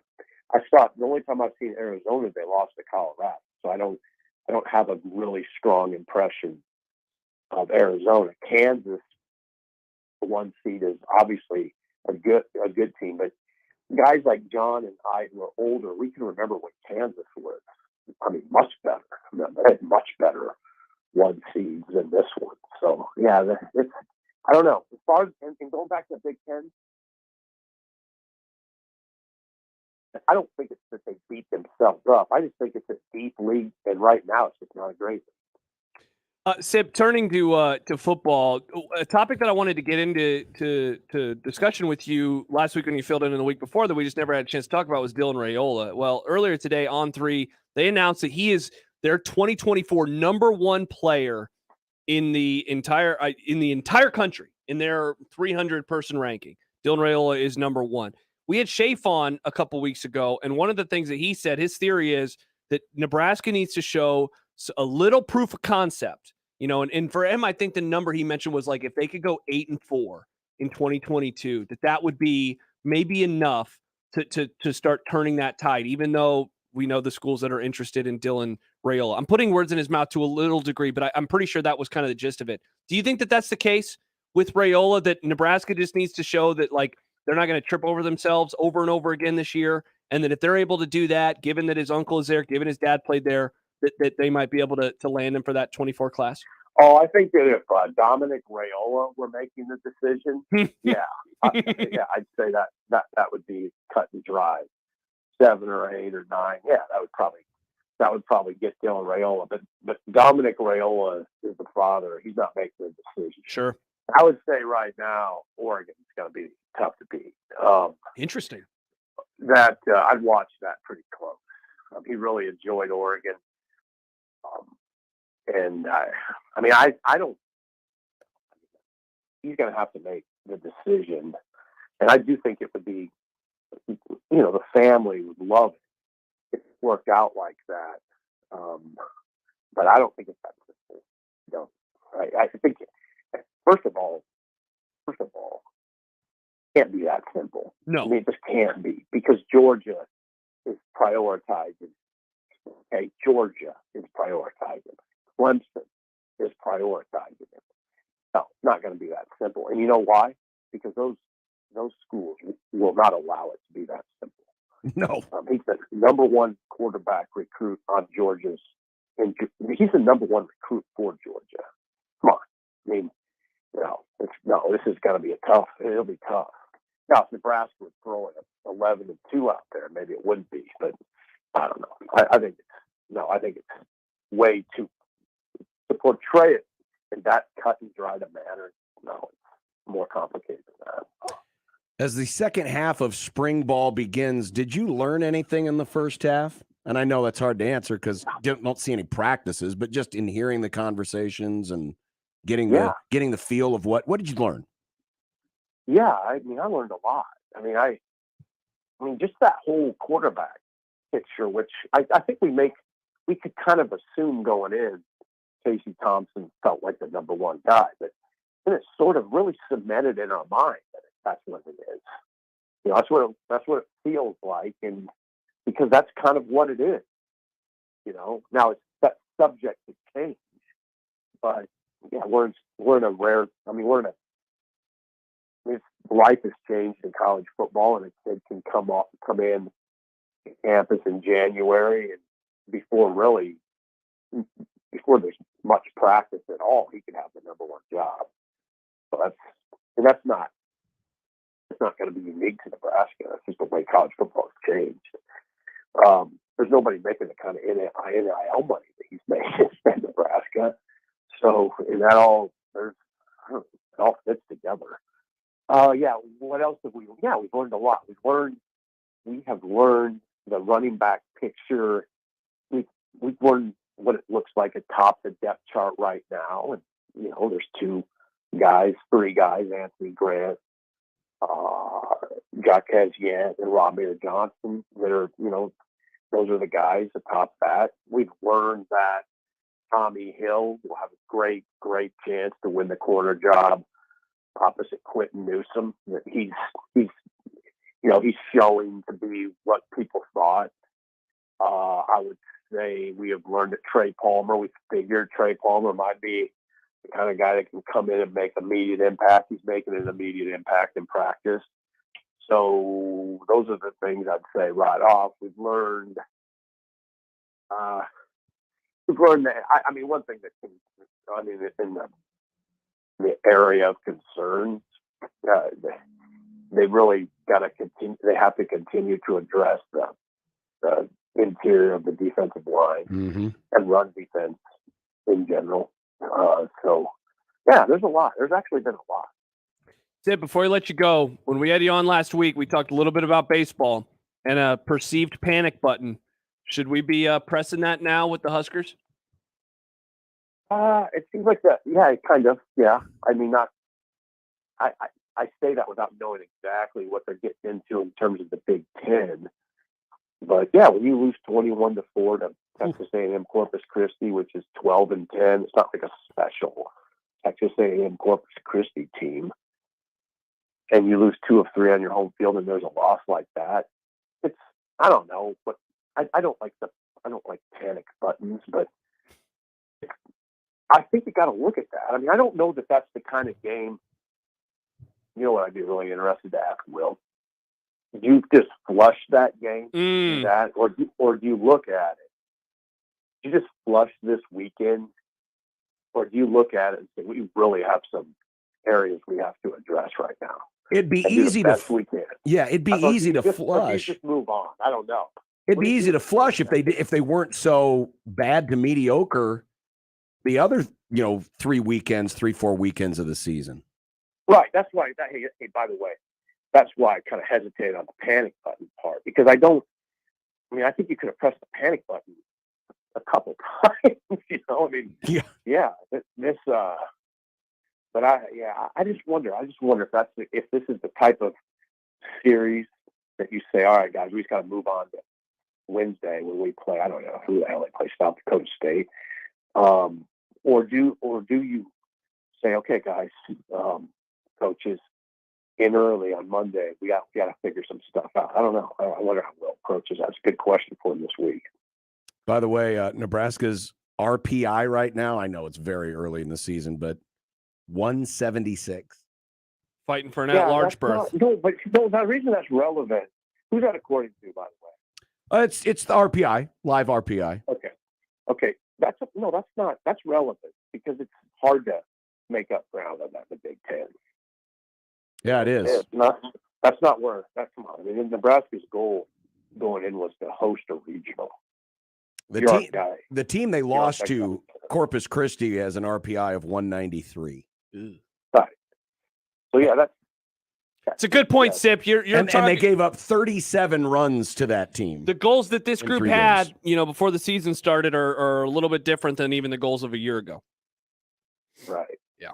And that's why we're asking these questions. Yeah, they're really legit questions. Yeah. I'm a little taken aback by it. Yeah. There were some people telling me that back off on expectations that the pitching maybe wasn't what it was being portrayed. But Will was very confident in his lineup. And it's been Nebraska, if you look at it, strikeout to walk ratio, it's really bad. They've had moments in their lineup, but really inconsistent and a lot of undisciplined trips to the plate. That's just not Will. So we'll have to watch it going forward. We can bookmark this, and 2 weeks from now, okay, when SIP's on, it's April. I think it'll be April the 4th. We'll have an interesting picture because South Dakota State on Wednesday, and then 3 against Michigan at home. Then the first game against Creighton a week from tomorrow, and then 3 at Ohio State. I think we'll have a clearer picture if we'll know if we need to either retire the panic button or beat it into submission. Hey, John, before I forget, great call on that first round game that Creighton played. Oh, you didn't like the second round one? On the radio. What's that? You didn't like the second round one? No, I didn't hear the second round one. I listened to the first round. Yeah, I appreciate it. Thank you. And it was great. You and Nick were great. It was a fascinating game. Oh, it was unbelievable. Yeah, it was, and you were right. I was inspired listening to it. It was really, really good stuff. I planned to talk about it later in the program, but I literally was walking around in a daze for a couple of hours after that game, just trying to soak in what I had seen. Because I appreciate that. Just because of how it played out, it was just, and I shouldn't have been that surprised, basically, because I've seen this team all year. But I don't know, there was just something about being on that stage, playing that good a team defensively, and to do what they did again amid a lot of adversity with another injury was. Yeah. I was in a daze for a while. Well, I appreciate you saying that because, and I'm glad you mentioned the stage. It's a magnificent tournament, and to have success in it is defining, and it helps, and I believe it helps you greatly going forward.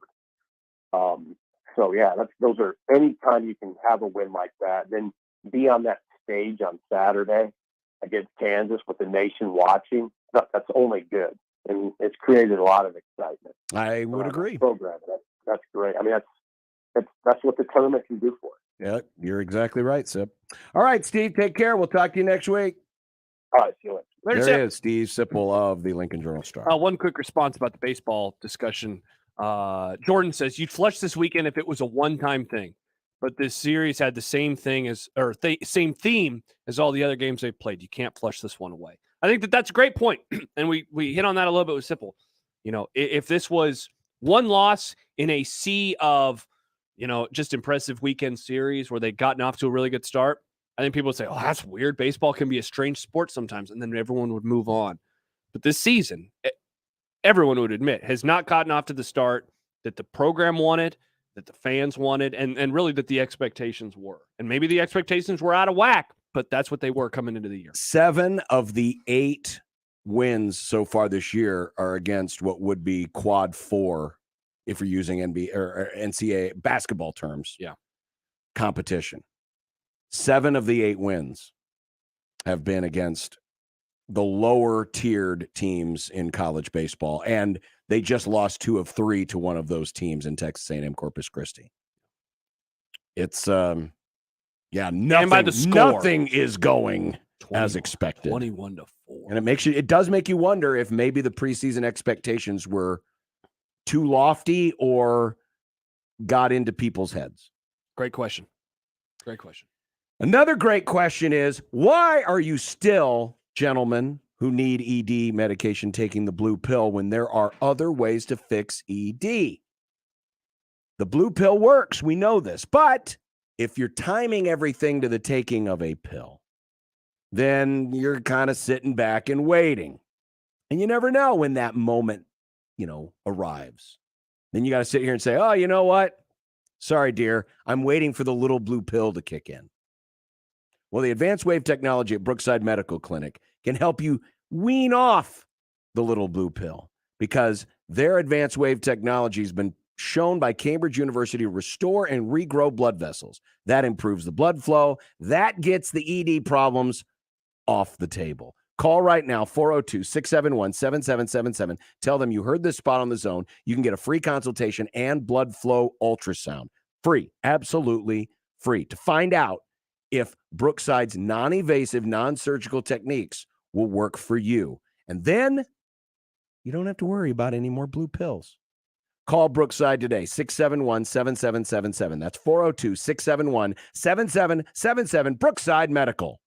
Zone, taste of our takes. Sharp and Betting in the Morning. Omaha baseball coach Evan Porter joining us on Sharp and Betting in the Morning. It's just wonderful what he's doing. And all three of us, Brian and Peyton and myself, played here. So we truly do love UNO and Omaha. And we are completely invested in this program and university. And we want to see this thing go as far as it can. For more, tune in every day to 1620 AM or go to 1620thezone.com. Your Omaha area forecast from the Godfather's Pizza Weather Center and KETV News Watch 7 on 1620 The Zone. Rain is likely tonight. Maybe some rumbles of thunder, turning much cooler, eventually lows near 40. And rain likely Tuesday with some wet snow far west of Omaha. We'll be staying in the upper 30s and lower 40s all day. I'm Chief Meteorologist Bill Ranby from KETV News Watch 7. 1620 The Zone's Unsportsmanlike Conduct, brought to you by a great friend of the program, Union Bank and Trust. 1620 The Zone. Traffic. From the Burton AC Heating, Plumbing, and More Time-Saving Traffic Center. Looks like a stall has the right lane blocked on northbound 204th at Pacific, causing delays through there. Also got a stall that has the right shoulder blocked on westbound I-80 at 24th. And then heads up that road work is going to have the 60th Street entrance ramp to westbound I-80 closed. I'm Mike Neville. This time-saving traffic is brought to you by Saul's Jewelry and Loan. Hey everyone, it's John with Saul's. Great jewelry is always in fashion, and we have it all at Saul's. From diamond bracelets to rings to earrings and those one-of-a-kind gold pieces that you can't find anywhere else, and so much more. Smart shoppers start here at Saul's. Guys, let's face it, there is a time when you just need to get out of the house, to have your own place, to be with the guys, or just a quiet, relaxing place for yourself. Well, Hearth Cigars and Pipes Lounge hears you loud and clear. Settle in. Escape to Hearth Cigars and Pipes Lounge for an incredible selection, plus premium cocktails, a knowledgeable, friendly staff, state-of-the-art humidor, and incredible lounge. Hearth Cigars and Pipes Lounge, just off I-680 at 48th Street next to Covey's. Shop Lanahaw Nurseries for all your mulch needs. Best quality mulch at the best price. You'll notice our prices are lower than anybody else's. That's because you're buying your mulch straight from where it's made. Convenient delivery or pickup. Lanahaw Nurseries, 192nd and Center. Pandemic-impacted homeowners may be at risk of losing their homes, which is why the state of Nebraska is providing relief through the Homeowner Assistance Fund. Qualified homeowners can receive up to $30,000 in assistance for past due mortgage payments, past due real estate taxes, HOA dues, and homeowners or flood insurance. Funds will be distributed until they run out, and they do not need to be paid back. View qualifications and apply today at NebraskaHAF.com. That's NebraskaHAF.com. Do you like to shoot fireworks? Would you like to get paid to shoot fireworks? J&M Displays wants you. Help shoot an Omaha Storm Chasers game, Memorial Park display, or any of the major shows in western Iowa and all of Nebraska. If you like to travel, J&M covers Nebraska, Kansas, and most of Missouri. They offer free training and great daily pay rates, which makes it a perfect part-time job. Visit jnmdisplays.com and click the Join Our Team tab to find out more. J&M Fireworks. Prescription opioids can be addictive and dangerous. Opioid pain medication took everything that I had. Nothing mattered more than getting my fix. Knowing that it could have been prevented makes it worse. It just takes one. Prescription opioids. It only takes a little to lose a lot. Developed by CDC. Sponsored by the Nebraska Department of Health and Human Services and aired in cooperation with the Nebraska Broadcasters Association and this station. Get your Fernando's fix with yours truly, Gary Sharp, this Tuesday at Fernando's at 75th and Pacific. We'll be there with giveaways and great food and much more from 4 until 6. And don't forget, 75th and Pacific, 1620 the beer is on tap. We will see you on Tuesday, 4 to 6 at Fernando's, 75th and Pacific. Make the right call, fans. The Rooferees at John Higgins Weather Guard. Rooferees. You're listening to Unsportsmanlike Conduct. They're on top of things? Yeah, oh, yeah, definitely. They're definitely on top of things. On 1620, The Zone.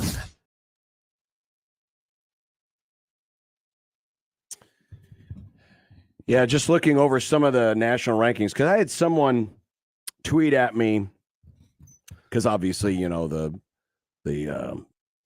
black humor about Nebraska basketball or baseball is starting to come down the pike because, you know, just like the rest of Nebraska men's athletics, everything is cursed, et cetera, et cetera. It's bad. And someone mentioned that, you know, ERA is only 119th in the country, strikeout to walk ratio 164th.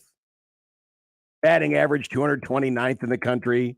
On base 249th in the country. And by the way, there's 200 and I can't remember the exact number anymore. Like 260 programs in Division I college baseball. So if you're in the 200s, you're really, really, really, really, really bad shape. But yeah, it's down all the way across the board for Nebraska baseball. And as I mentioned, you know, 7 of their 8 wins have been against quote unquote lower tier competition. And I'm using lower tier as defined by what the RPI says right now. Yeah. And I know it's a volatile system, but it is what the committee does use it, similar to the net in basketball. It's a sorting mechanism, but it just gives you an idea that Nebraska's not had good success against the small number of good teams like TCU that they've played. But, you know, this past weekend, when I first saw them, dude, when you see that score for the first time, 19-0 score, that was the first time I saw it too. Now, I mean, that's bad if it was regular Texas A&M. Yeah, this was John's Texas bad if it's A&M, anybody. Corpus Christi. If they were playing the Seattle Mariners, I'd be like, damn, you're down 19-0. You couldn't get one run against them. You know, and I'm kind of serious when I say that. You know, we talked about the preseason expectation, and I remember asking, you know, various beat writers. You know, Bruns, he joins us on Tuesdays. He covers them. Baz, he covers them. We have him on Fridays. I remember asking him about that in the offseason. It was mainly just because we've seen it around here so often where a men's program will enter a year with lofty expectations for the first time in a while, and then they'll fall flat on their faces. And so I asked it more out of like a morbid curiosity than anything. Like, could that happen again? But there was kind of enough that was being said in a way without it being said that it made me think that this season maybe wasn't going to be all that. Like, I don't know, man. There's this expectation that baseball is Nebraska's to take because Nebraska cares more. But they have not had anywhere near the amount of success as the better programs have had in this league. 2 other schools have made the College World Series since the Huskers joined. Indiana in the early days, and then Michigan a couple years ago, the last year before the pandemic. So, like, we've seen that happen. We've seen it unfold. We've seen, other schools in this league do well. Nebraska probably does care more, and their stadium is bigger. And I think that Will Bolt can be a really good coach. But, and look, this is very easy. Hindsight's 2020. But a month in, it seems like we put a lot on them way too fast because they had a nice run at the end of last year. But I mean, last year, it's not like last year was even perfect anyway. Like, they had some issues. They had some ups and downs. They got hot at the end. They did, but they did win the Big Ten. They did. Yeah. They got hot at the end. They had a great run, and they pushed Arkansas, and they gave them all they could handle. And that's really cool. But there was enough players gone this year that, maybe should have given all of us a little bit more pause. Well, and listen, we'll take whatever responsibility we need to. But some of it, too, is part of it is wanting it to happen because so many other sports have let people around here down. Yeah, you look past the flaws in a way, right? Where it's like, well, here's the one shining light. Here's the one beacon. And we're just going to throw all of our emotional eggs into that one basket. And in a way, we're projecting our frustrations from other sports. Well, at least Will Bolt's not Fred Hoiberg. At least Will Bolt's not Scott Frost. Right. Yeah. I mean, how many times did we say that last year in May, June? Oh, my gosh. They push Arkansas like they did. Oh, man. Scott Frost doesn't hold a candle to him. That was said a million times. Well, again, like I told Sip, let's see what it looks like in 2 weeks. Yeah. It's a good Let's see what it looks like in 2 weeks, because after this weekend, it'll be Michigan, then a midweek with Creighton, then 3 against Ohio State. And if Nebraska's still flagging along, then if they're in a funk still, then that's who they are, really. I mean, if they're still in a funk, then that's who they are this season. Yeah. That doesn't mean they can't get on another hot streak like they did last year, but it would certainly be a concern. Certainly be a concern. Usually, especially for northern teams, you don't really get a good feel for how good you're going to be until you're a month into the season. Well, now you're a month into the season. Yeah. Yeah, you always want to kind of push some of those early season struggles back. Right. Like, oh, yeah, call me after a month. Well, now it's been after a month. That's Right. a good point. Well, typically you play, and I know with a lot of cancellations and postponements, you end up playing less than this number, but you get 56 regular season games. They're at 19 right now. So you're a third of the way there. Yeah. You're at the 1/3 mark of the season with all of your conference games still to come, starting this weekend. Indeed. Coming up, speaking of conferences. Oh, boy. Is the Big Ten overrated? Does it suck? I didn't say that. Is it the worst thing ever? No. Okay. Not quite. Cancel the Big Ten, says John Bishop. No, I didn't say that either. Is it only slightly worse than the SEC? Is it as bad as McLaren? Ouch.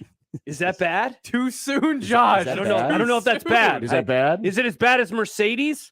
Well, I don't know what any of That's these a questions hot mean. take. I'm asking questions. Is it as bad as Alfa Romeo? Alpha's actually doing very well so far. What about Beta? Is it as bad as John Player Special? Where's the John Player Special car? Is it as bad as Kansas State women's hoops is right now because they're down 66-39? See, that's what a higher seed is supposed to do to a lower seed. Iowa didn't get the memo. You got punked. Ha! Back after this on 1620 The Zone. Hey everyone, Josh Peterson here for my friends at Miracle Hill Golf and Tennis. You know there is a big-time golf tournament coming up momentarily, just a few weeks away. And to celebrate, they will have at Miracle Hill Golf and Tennis their Masters Madness Scramble. 2-person scramble, only $160 per team. It is taking place on Saturday, April the 9th, 10 a.m. shotgun start. You will pick a pro as well. So even if you and your partner, perhaps you guys struggle a little bit on the course, maybe you're going to be carried because your golfer will have a tremendous day down in Augusta, Georgia in the tournament that weekend. This is, I always consider this like kind of the unofficial kickoff of the golf season at Miracle Hill because it is time to go before then, give them a call, 402-498-0220. Book some tee times. You need to get back on the course. You need to go to the Top Tracer building. Maybe you've had a little distance to your drive. Maybe you've lost a couple of yards and you got to adjust it. Figure out, hone in on those skills, and then take advantage when you play in the Masters Madness 2022 two-person scrambling. Get more information at their website, miraclehillgolf.com. And then look forward to all of the other great events that they will have this spring, summer, and fall. They're located just north of Dodge on 120th Street, Miracle Hill Golf and Tennis. 1620 The Zone is easy to hear anywhere. On air, online, and on social media. Wherever you are, we are. 1620 The Zone. At Union Bank, people don't have your money. Your money has people. First home people, investment people, people who answer the phone and your chats. Dream car people, dream retirement people, driving your dream car in your dream retirement people, small business people, credit card people, and all the other people you need. At Union Bank, our people help you do more than you dreamed possible. So stop in and say hello. We can't wait to see you. Union Bank and Trust, member FDIC. Start your car buying journey today at Woodhouse Ford and experience the difference. Discover a new era in the 2022 Ford Edge. The seamless integration of power, performance, and technology allows you to feel confident on the road. Place a custom order today and design an Edge that meets the demands of your lifestyle. Plus, shop online anytime at woodhouseford.com or visit us in Blair, Omaha, or Plattsmouth. Living is all about great experiences. We invite you to experience everything that Sarpy County has to offer. The great outdoors awaits you at Fontenelle Forest or Schramm State Park. As the pro sports capital of Nebraska, grab your family and enjoy an Omaha Storm Chasers or Union Omaha game at Werner Park. Nothing beats watching your child catch their first foul ball or perhaps a fish at one of Sarpy's many reservoirs. Visit GoSarpy.com to plan your next experience this spring.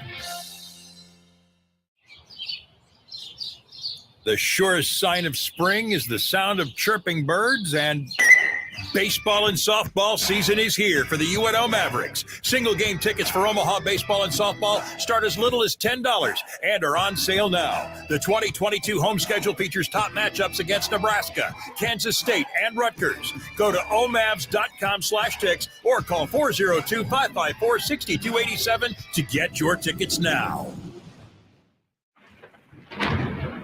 If there's one thing that you can count on every spring, it's that we're going to have to deal with some hail. J-Tech Construction is the company to call to make it right again. J-Tech Construction specializes in siding, roofing, windows, and gutters, even solar. They're trained for insurance claims assistance, and they can help with your insurance company. Turn to the team the Huskers turn to, J-Tech Construction. Use your favorite search engine to find J-Tech Construction online and schedule a free estimate today. Has this ever happened to you? My friend was telling me about his new pair of headphones, so I looked them up online. Now, everywhere I go is a creepy ad for those headphones I looked at one time. I hate that feeling like I'm being watched. I got DuckDuckGo and saw a difference right away. With one download, you can search and browse privately, avoiding trackers, all for free. It's that simple. Take back your privacy online with DuckDuckGo. Privacy simplified. 1620 The Zone's Unsportsmanlike Conduct is brought to you by Union Bank and Trust. Now back to the program.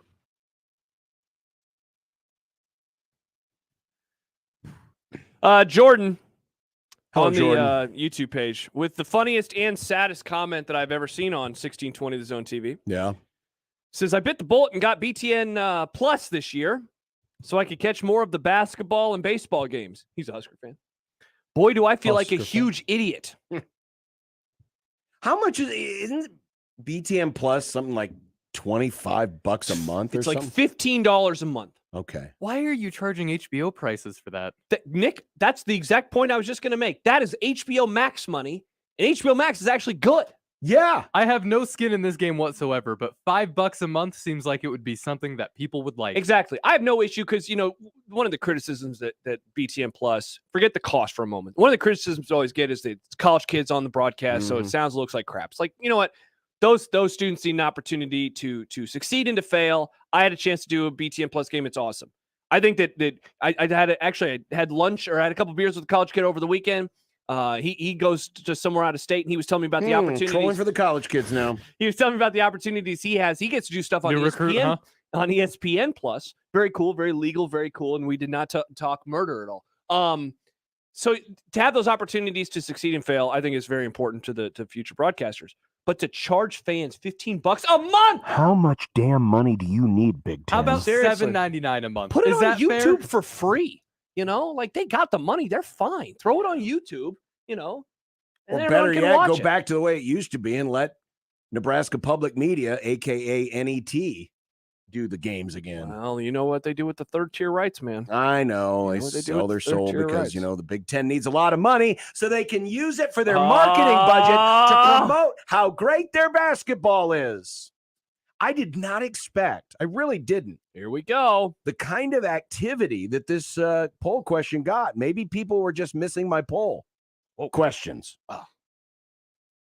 Because this one jumped in a hurry. Did you trigger some folks? I don't know if I triggered some folks. Okay. Actually, I don't think I did because it's very one-sided. What was the question? In the last two NCAA tournaments, the Big Ten, or B1G as we like to call them, has placed 18 teams. So nine each of the last two seasons. Only 3 have advanced to the Sweet 16. B1G has also not crowned a national champion in men's basketball since 2000. In the year 2000. Is B1G an overrated basketball conference? Your responses either yes, no, or not that simple. And I put that in there for folks who wanted to respond because it's not that simple to just say, well, you can't just use the tournament as a gauge for how good or bad a conference is. But 83% said, yes, the Big Ten is an overrated basketball conference. I did not expect it to be that one-sided. Me neither, man. Me neither. I had And this, not by the voted way, is until now. over 2,300 votes. People were missing my poll. They were missing the poll, apparently. Questions? Yeah. Look, the simple answer is yes. And we can expand on it. But I mean, I said this earlier, and I think it's a fair point. College football, all year long, we get so annoyed around here at the SEC crowing. Oh, we're the best. We're the best. It infuriates basically the entire country that's not SEC country. It really makes people mad.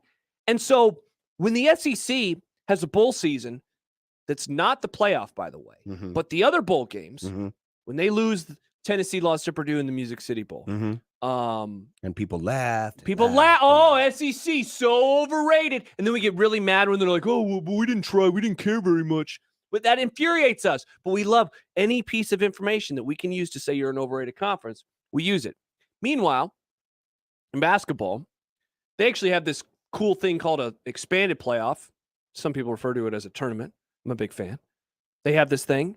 And yet, they try to explain away success. Well, it's about matchups. Yes, it is.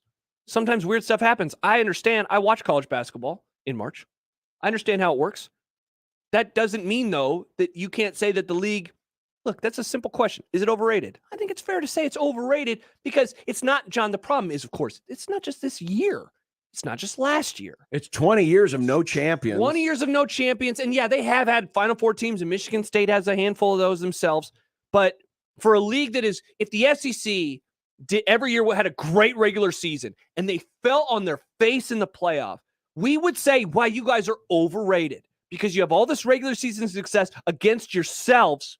But then when the games matter the most, you falter. You falter. And I think, look, in a sport this big, you can only judge it a certain way at times, right? And you have to judge it based off of postseason success. Well, I decided to go back and just compare the major basketball conferences. And yes, football fan. This is also stupid. Big East is a major basketball conference. You know, real quick, I think people say that because Creighton is in it. That's the only reason. It's not even the football component. It's either one of two things. We'll have a couple of things. One, they're either trolling because Creighton's in it, or B, they're actually football fans and they have a football mindset. Well, and because the Big East doesn't have football, it doesn't matter. That's also stupid. But so what I wanted to do was just compare those 6 conferences and then just try to assign a simple point system to which has been the best conference over the last, and it's essentially the last 6 seasons.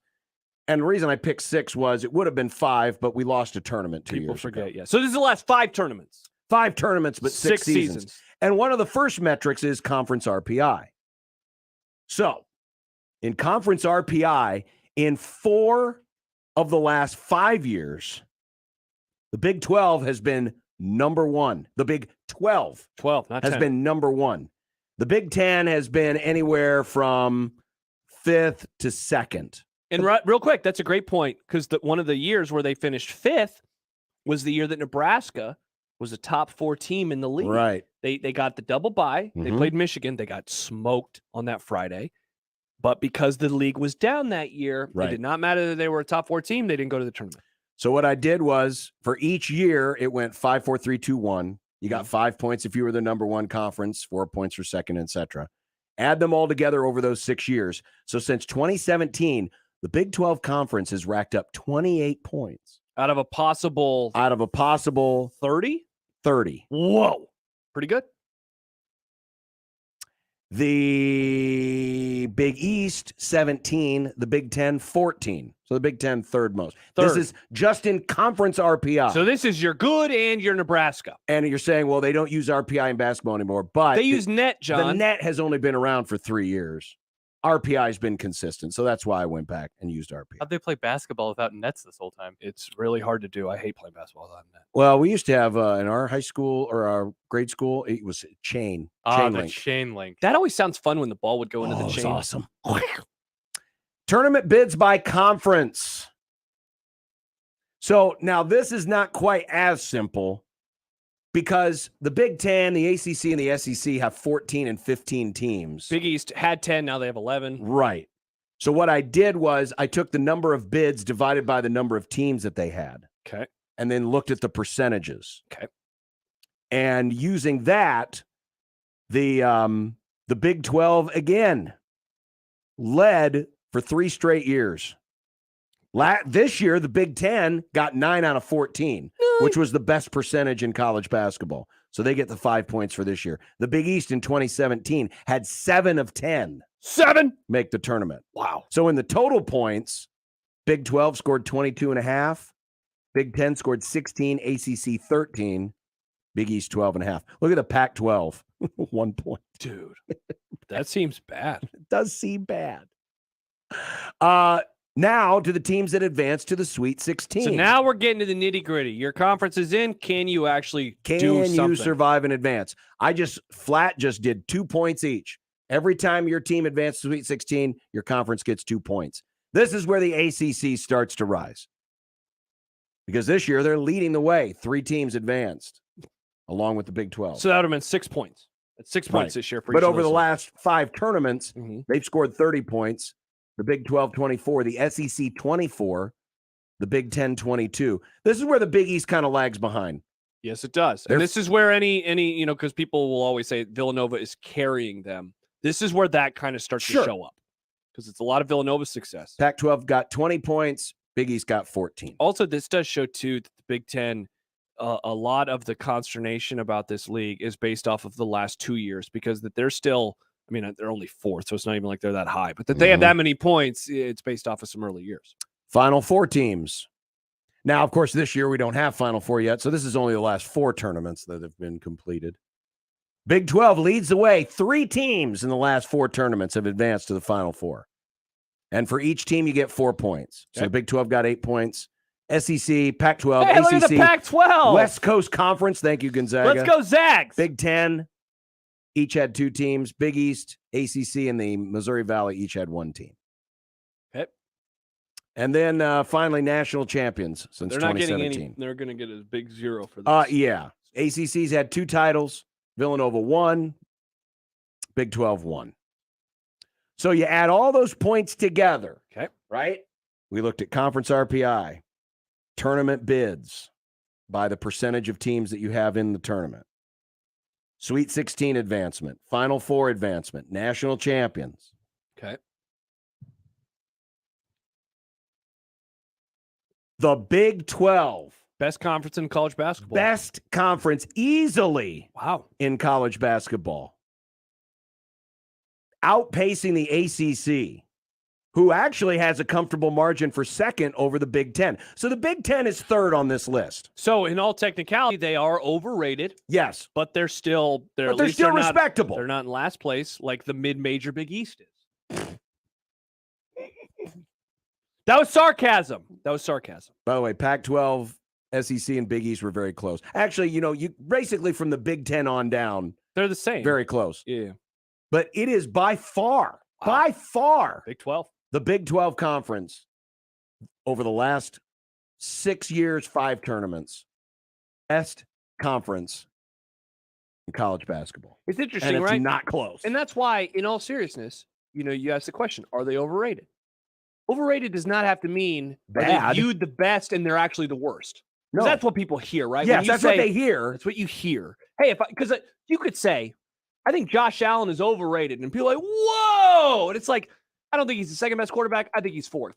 In technicality, that is that can be your opinion. But when you hear overrated, so often it does for people extreme to extreme, Yes. best to worst, worst to best, whatever it is.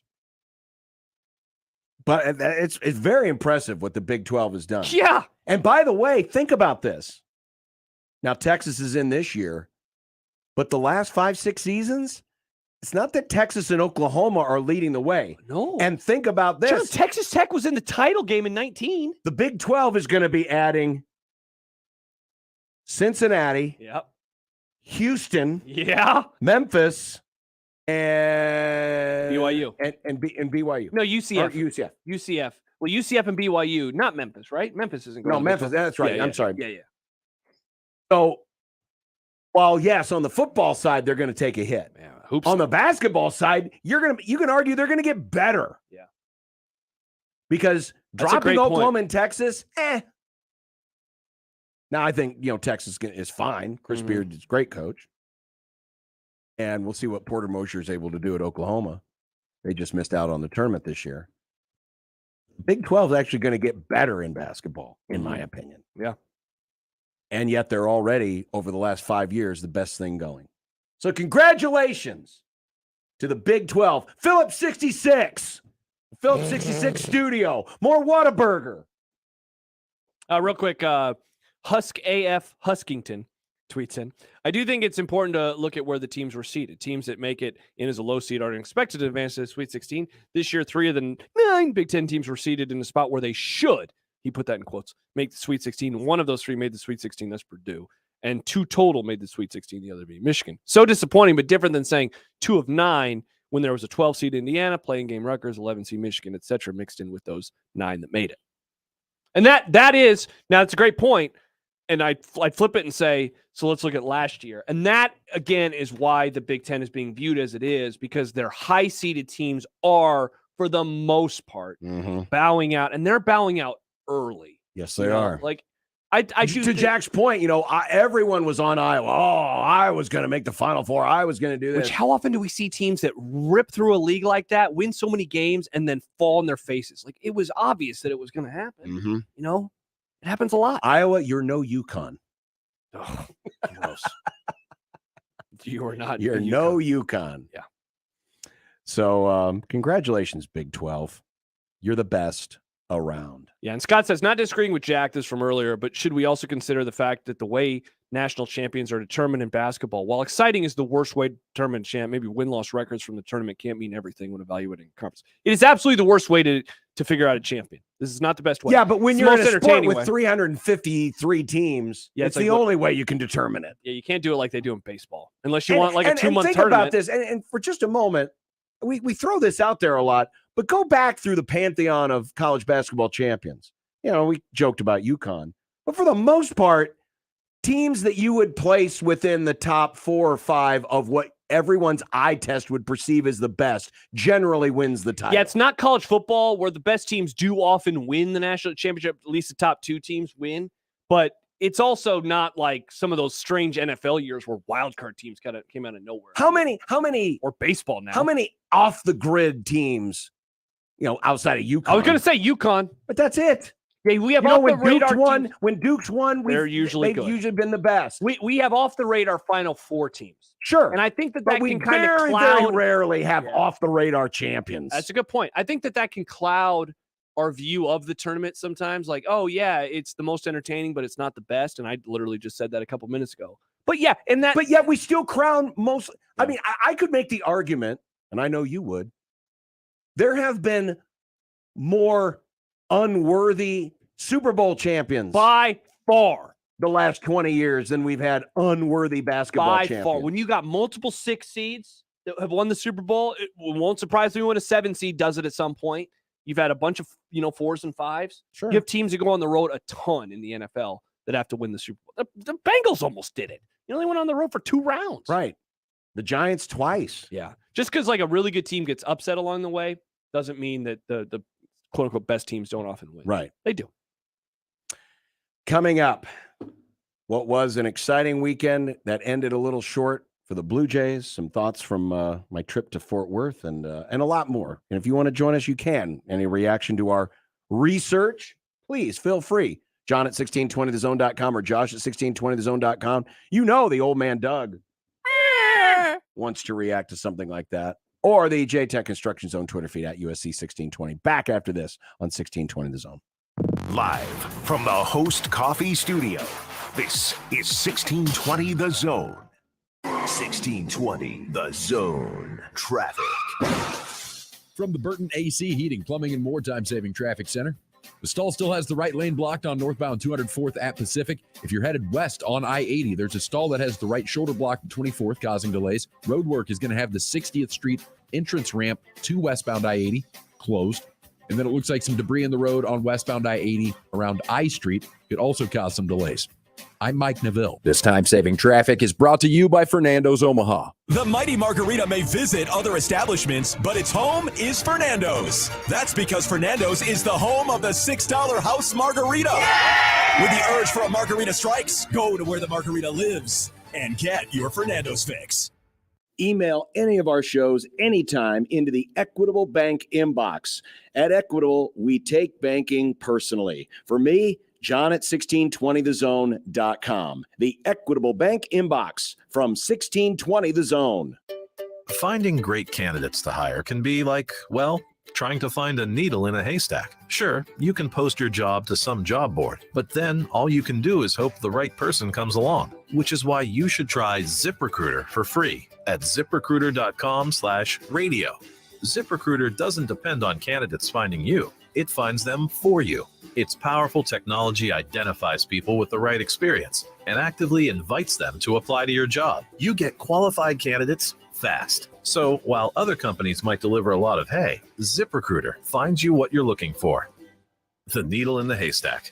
See why 4 out of 5 employers who post a job in ZipRecruiter get a quality candidate within the first day. ZipRecruiter, the smartest way to hire. And right now, you can try ZipRecruiter for free. That's right, free at ZipRecruiter.com/radio. That's ZipRecruiter.com/radio. ZipRecruiter.com/radio.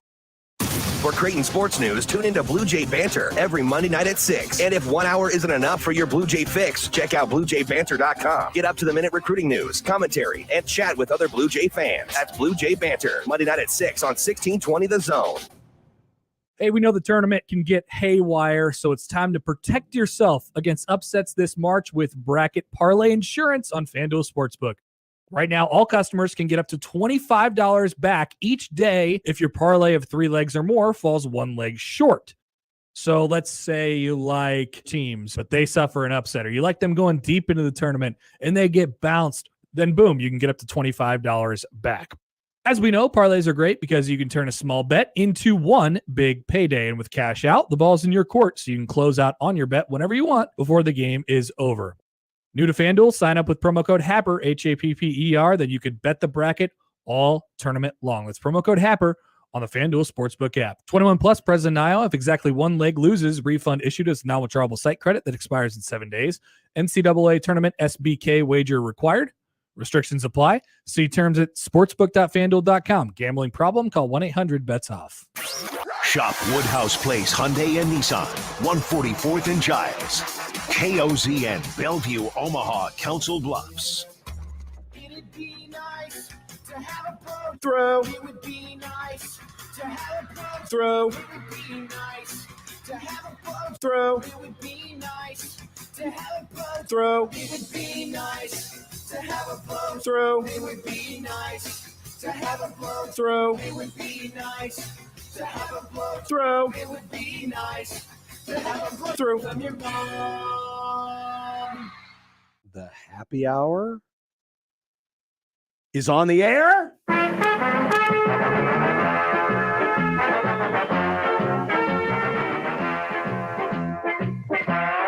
Welcome to the happy hour on the Monday of the program.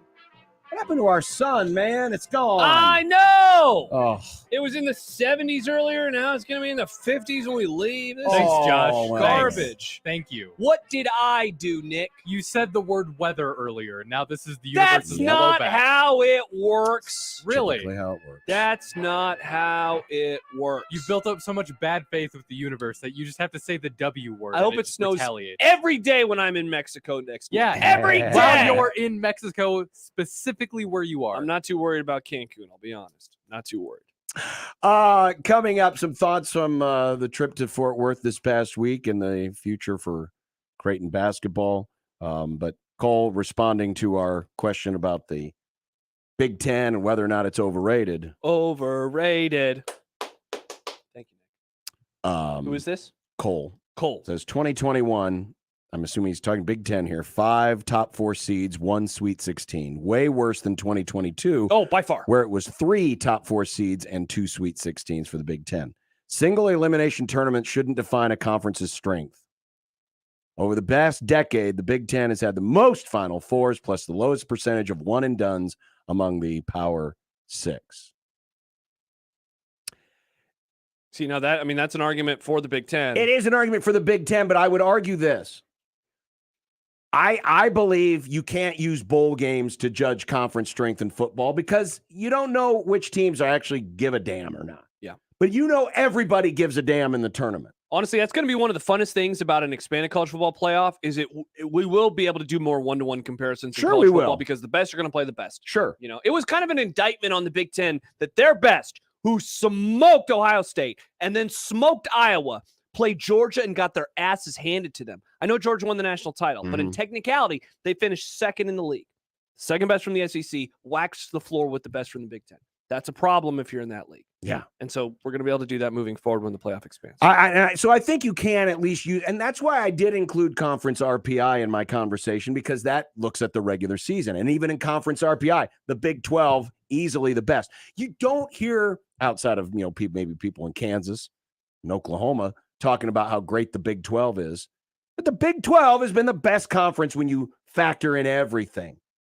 It's fair to say the Big 10, for a lot of its bluster and its hype, is overrated. Yeah. Still a very good basketball conference, but it's overrated. Honestly, I think a big reason why this is so universally discussed within the sport, I look at a couple things. The first is that they've not won a national title in over 2 decades.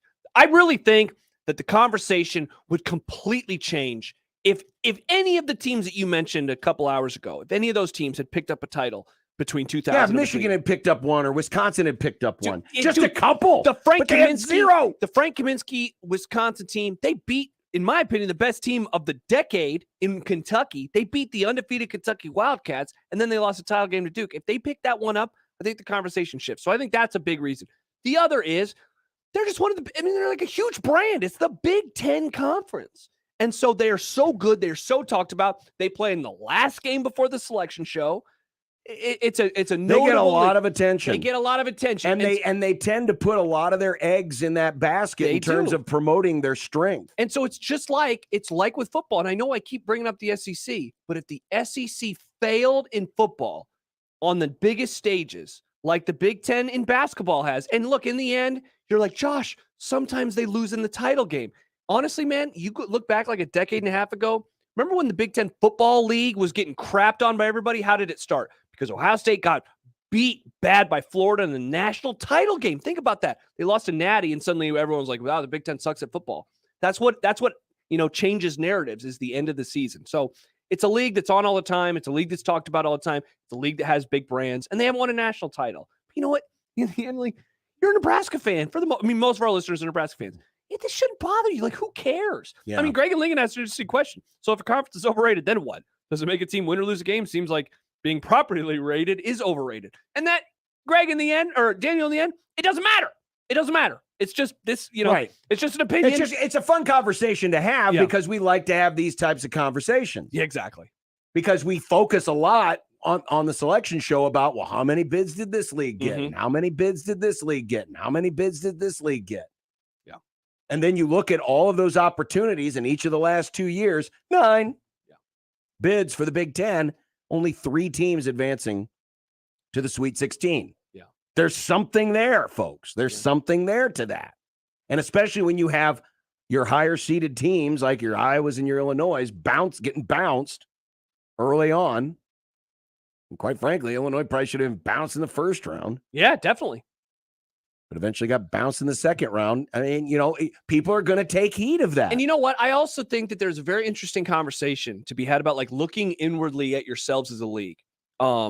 Because, think back to the 90s and before that, really late 80s, early 90s for Nebraska football. They're having a lot of success in the Big 8 at the time.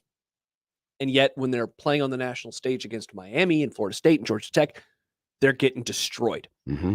And Nebraska kind of had to ask themselves, like, the way in which we're trying to win in the league, it's not good enough for when we leave the league. How do we fix that? And they figured it out, and they won a bunch of national championships. The Big Ten is praised because of a style in which they play. And, like Nebraska, because it always comes back to Nebraska around here and their failures in the league. Well, they're trying, they're swimming upstream. They're playing a style of basketball in the Big Ten that does not work. But then you could flip that on its head and say, yeah, but the Big Ten are they playing a style that does not work in the NCAA tournament? And so I just find that pretty interesting. And so look, in the end, Wisconsin, Greg Gard, all these people, their goal should be to win their games and win their league. And then they go, then they figure it out after that. But as they continue to struggle in the tournament, they got to win a title. One of these years, they got to win a title. And maybe they'll have a shot. And like I said, Purdue has everything wide open to the Final Four. If Purdue doesn't make the Final Four, get ready. If you're annoyed by Big Ten is overrated, and by the way, judging by the results of the poll question, very, very few of you are that actually annoyed by it. Mm-hmm. But if you think the Big Ten overrated conversation is too much, if Purdue doesn't make it to the Final Four, get ready because it's going to get ranked up to 11. Yeah. Because Purdue's got no excuses. They've got the easiest path. Well, yeah, they should definitely make it to the Elite Eight. Or what, a 10.5-point favorite? I think are they the lone double-digit favorite? Are they only a 10.5-point favorite over St. Peter's? I thought that's what I heard it was because St. Peter's was a big old dog against Kentucky. See if I can. St. Peter's made up that much ground in the eyes of the bookmakers? All right, let's see. So that game is. That doesn't make a whole lot of sense. I would hammer Purdue on that because I think Purdue will win by 20. But that's just me. Well, last weekend, of course, and we did, if you missed it earlier, Jim Flannery, the head coach of the Creighton women, joined us. The one local team that did make the second weekend. Yes, they did. And by the way, tomorrow we'll have Lauren Jensen, the hero of yesterday's win on the program, so stay tuned for that. But, we talked a little bit about it with SIP, but the Creighton men's team going down to defeat the Hands of Kansas only by 7. And I turned to Nick on a few occasions and during breaks, and I said, man, there's not a moment in this game, any time and score moment on Saturday, where if you would have told me ahead of time, hey, at X time, the margin is going to be this. There wasn't a moment in that game where I wouldn't have said, sign me up. Sure. I would have said, sign me up. Even there was a spot, I think it was at the under 8 timeout or the under 12 timeout. Yes. It was 8 or 9 point lead for Kansas. Yes. In the second half. I would have, prior to the game, I would have signed on that dotted line and said, yep, I'll take that. Yeah. Inspiring is truly the word for what I saw firsthand last week. Like I told Sip, I did. I spent a couple hours after the San Diego State game just kind of in a daze because of how everything played out. The team that Greg McDermott fielded this year, it's as good an example as I can think of the type of team you would want to root for as a fan. Take the name off, the jersey off. Just if you look at how the team played and what the team overcame. Yep. There's not a fan in America that wouldn't want a team like that as their favorite team. And I know we do this way too often, but because we know a lot of our fans are Husker football fans. The reason why the 94 Husker team is so beloved is for a lot of the same reasons this Creighton team is beloved. Because they had to overcome a lot of adversity and doubt and injury to win. Yep. And while this team obviously isn't going to go as far as the 94 Nebraska football team is going to go or went, these are the types of teams you want as a fan. Yeah, we always want the most talented team. We always want the best coach team. But ultimately, as fans, what we really want is a team that will fight for you.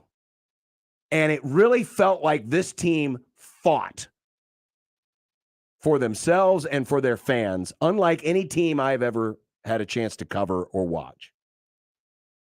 It was just inspiring to watch how much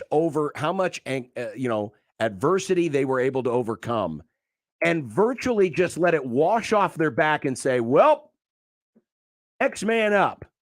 Or, in the case of Saturday, it was, well, there's nobody left. Hey, everybody's going to play. As Mac told me in the locker room before the game, quoting the Norman Dale line from Hoosiers, my team's on the floor. I mean, that's what it was. Sure. His team was on the floor. And for them to be in a one-possession game with less than a minute to go with a chance to win was surreal. And it was surreal not from the standpoint that I didn't believe they wouldn't play well, because I did. I mean, I learned not to doubt them a long time ago. Yeah. But it's still, when you watch it play out, it's still like, man, how are they doing this? How are they accomplishing this? And yet they managed to do it all season long. And it was with a young core. Mm-hmm. All freshmen who had to grow up in a hurry. Mm-hmm. It was the kind of team that I think every fan secretly wants their team to be like. A team that fights. A team that perseveres. A team that brushes off adversity and just says, fine. It was like Rocky, the seemingly perpetual underdog that, finds ways to win. I couldn't agree with you more, man. That was the first thing that I thought of after they got the victory on Friday or on Thursday, actually, was this is a team. If I'm a fan of a franchise in pro sports or a program in college, this is who I would want to root for, a type of team like this. Like, honestly, it's been one of the reasons that I've kind of despised rooting for the Cowboys over the years is they don't always seem like they give a crap like this group did. And they overcame so much adversity. They had to win in ways that this program has not won. And then, the crazy thing is you want to talk about Thursday to Saturday, the way in which they won and then the way in which they lost. They're making threes on Saturday. They almost, had their first three-less game in 1,000 games or whatever it was. They've come so far now in the last decade. Like I was thinking about it this morning, the Doug McDermott era. I always thought that was kind of going to be the pinnacle of Creighton basketball. And I said it, I think last week or 2 weeks ago, this is now the golden age of Creighton hoops. This is not the Doug teams, this group. And the expectations are only going to get higher going into next year. But what they have been able to do, to learn, to grow, I keep thinking of something Nick said to us when we had him on when we were at the casino a couple weeks ago, returned to you after the Kennesaw State game or something really early. And he was like, they're going to be fighting for an NIT bid. And it looked like that at times. And I'll be honest, I was not shocked that they took Kansas to the wire. I thought that they would, just because that's who they have been this year. In the biggest games, in like the most important games, that's what they've been able to do. They've been able to win them. Like when they needed to pick themselves off the mat, they did it. They took Villanova to the wire at Madison Square Garden, and then they took Kansas to the wire in Fort Worth.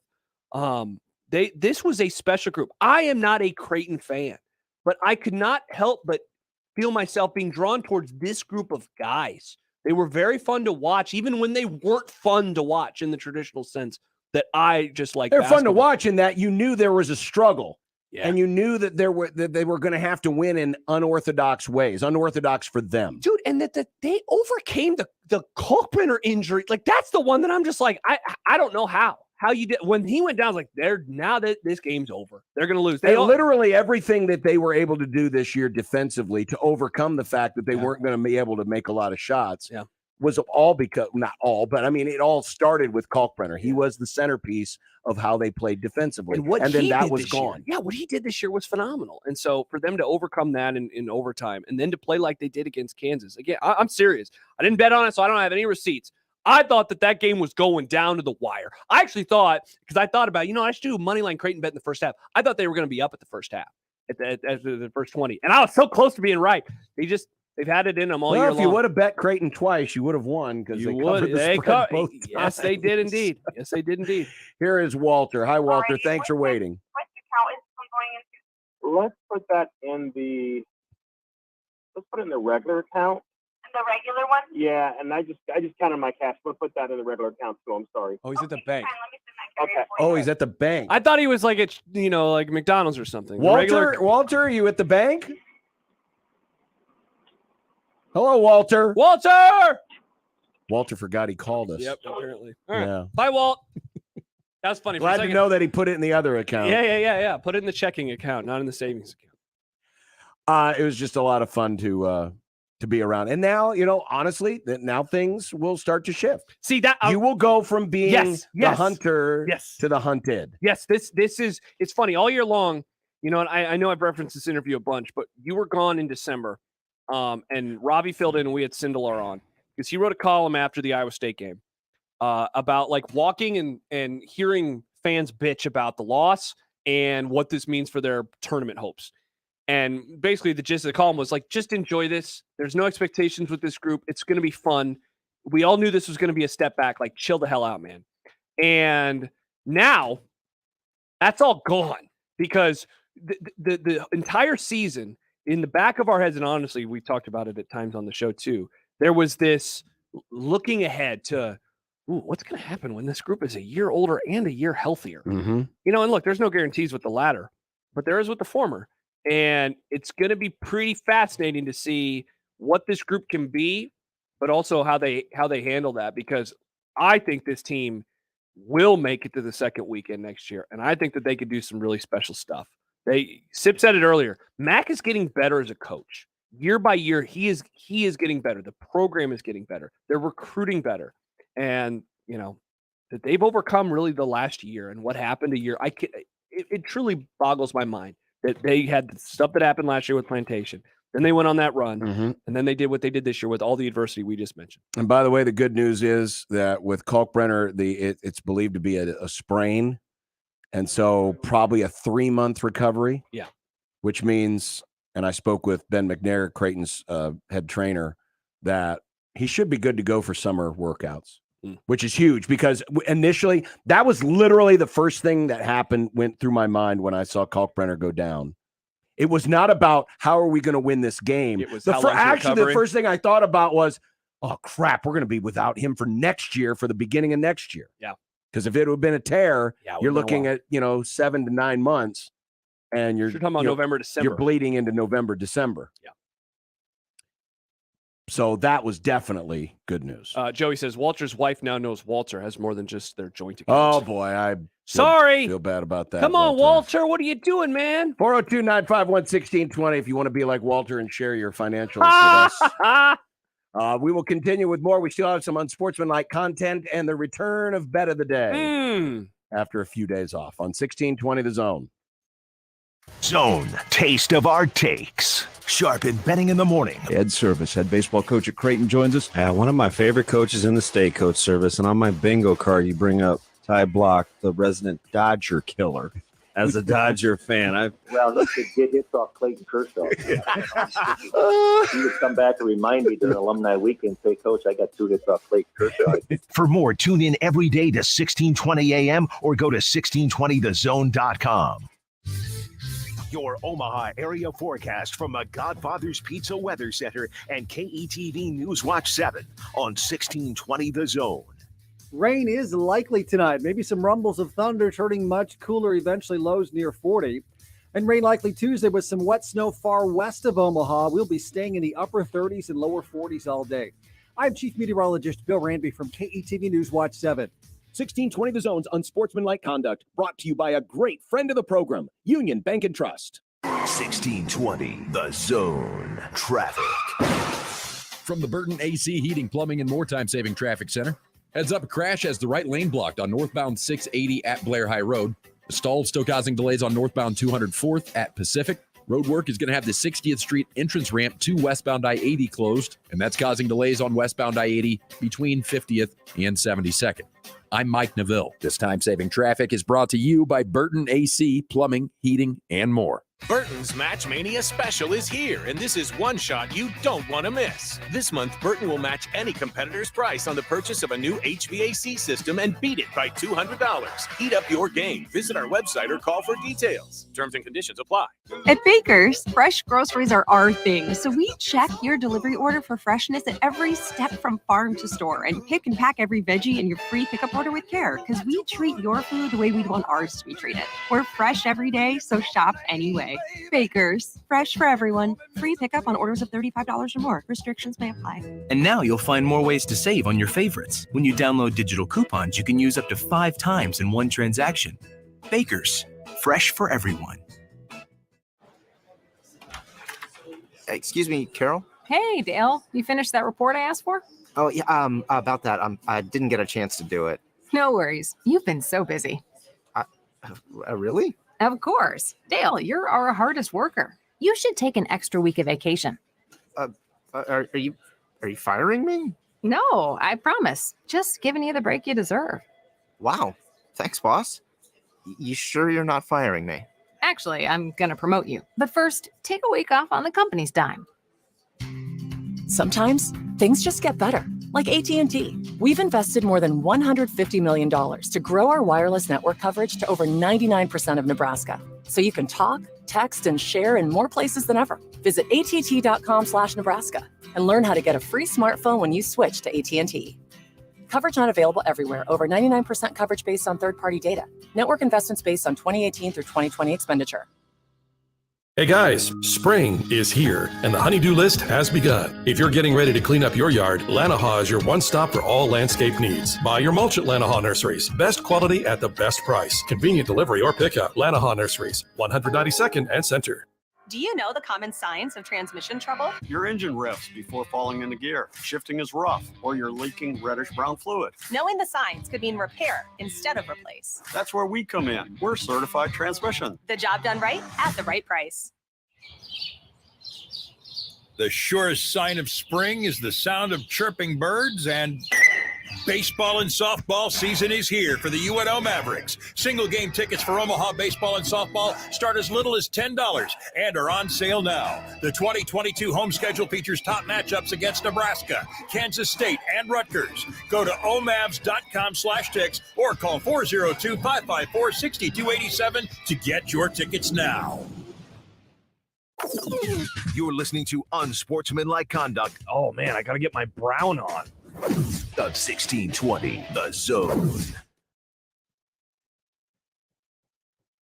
I did get an email over the weekend from a UNL student, actually, but it was about Creighton. This was from Ari. Into the Equitable Bank inbox. He says, I've been rooting for Nebraska basketball since the 2014 tournament run. And to me, it is incredible how bad Nebraska is compared to a program they should be at the very least be comparable to in Creighton. I understand that CU is now playing high major conference basketball. But the Nebraska Athletic Department, I would assume, still has much more money and resources than Creighton does. Editor's note, they do. They do. If CU can be on the trajectory that they are on now, it is unfathomable how NU can be on their current trajectory. I have absolutely no idea how to get it fixed, but it is quite bizarre. People compare our football program to Iowa and Wisconsin, but I think how bad basketball is compared to CU is a lot more of an indictment of how bad it is than football. Wisconsin, Iowa, I think still have comparable resources compared to Nebraska. That is just an observation that I had while watching the Kansas Creighton game. I enjoy listening to your show. Thank you, Ari, for the note. You asked something of Sipple earlier that I found very interesting, just a thought exercise that I never, considered, and that is essentially, if Nebraska didn't have Creighton to compare themselves to in hoops, or have us come to compare them. Yeah. Fans, media, whatever. Yeah, like what would that mean for them? I mean, it would still be. It still suck. A lot of disappointment. Yeah. But I do think it adds an extra layer or an extra twist to the knife that you have a program 50 miles up the road who for a long time was playing in a lesser conference. Yep. And is now playing big, at a power level conference and has lapped the field in terms of succeeding beyond you. And of course is now in the last 15 to 20 years dominated the head-to-head series. In the realignment era, push money aside for just a moment.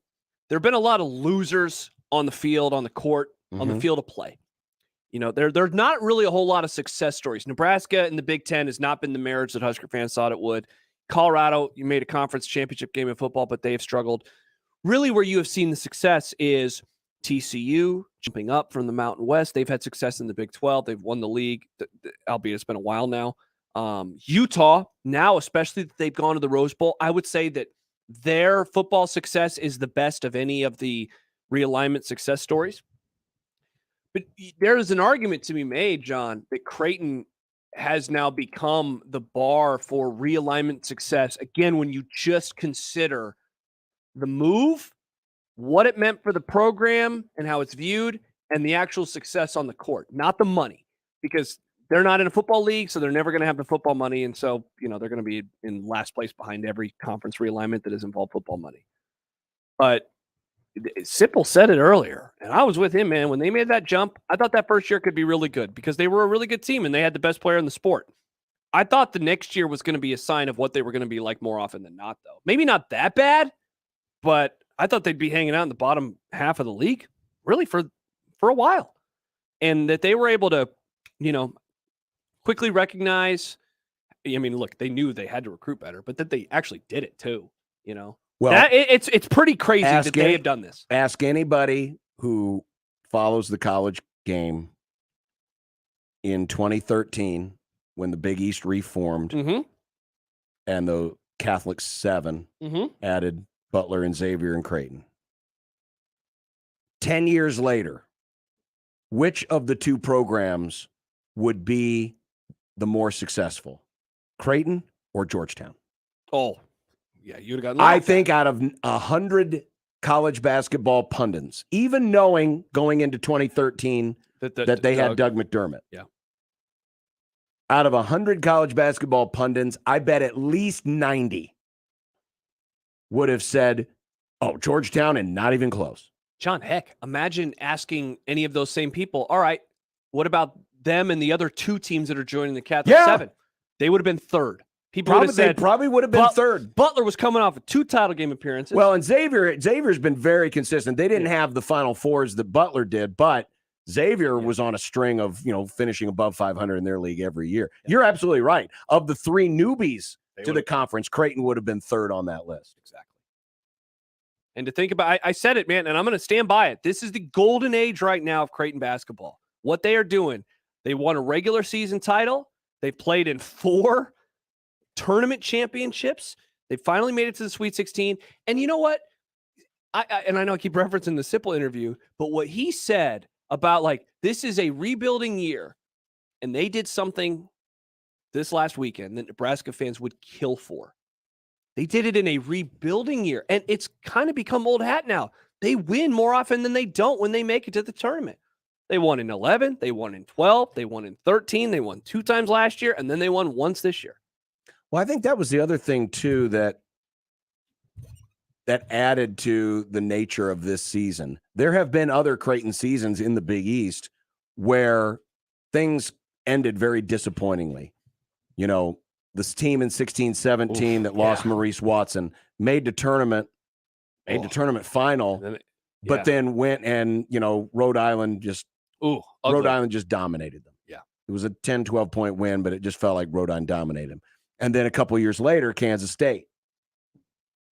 And there had been a run there where Creighton had been laying some eggs in the tournament. Thursday night was the type of game that maybe even more recent previous iterations of this team would have lost. They definitely would have lost.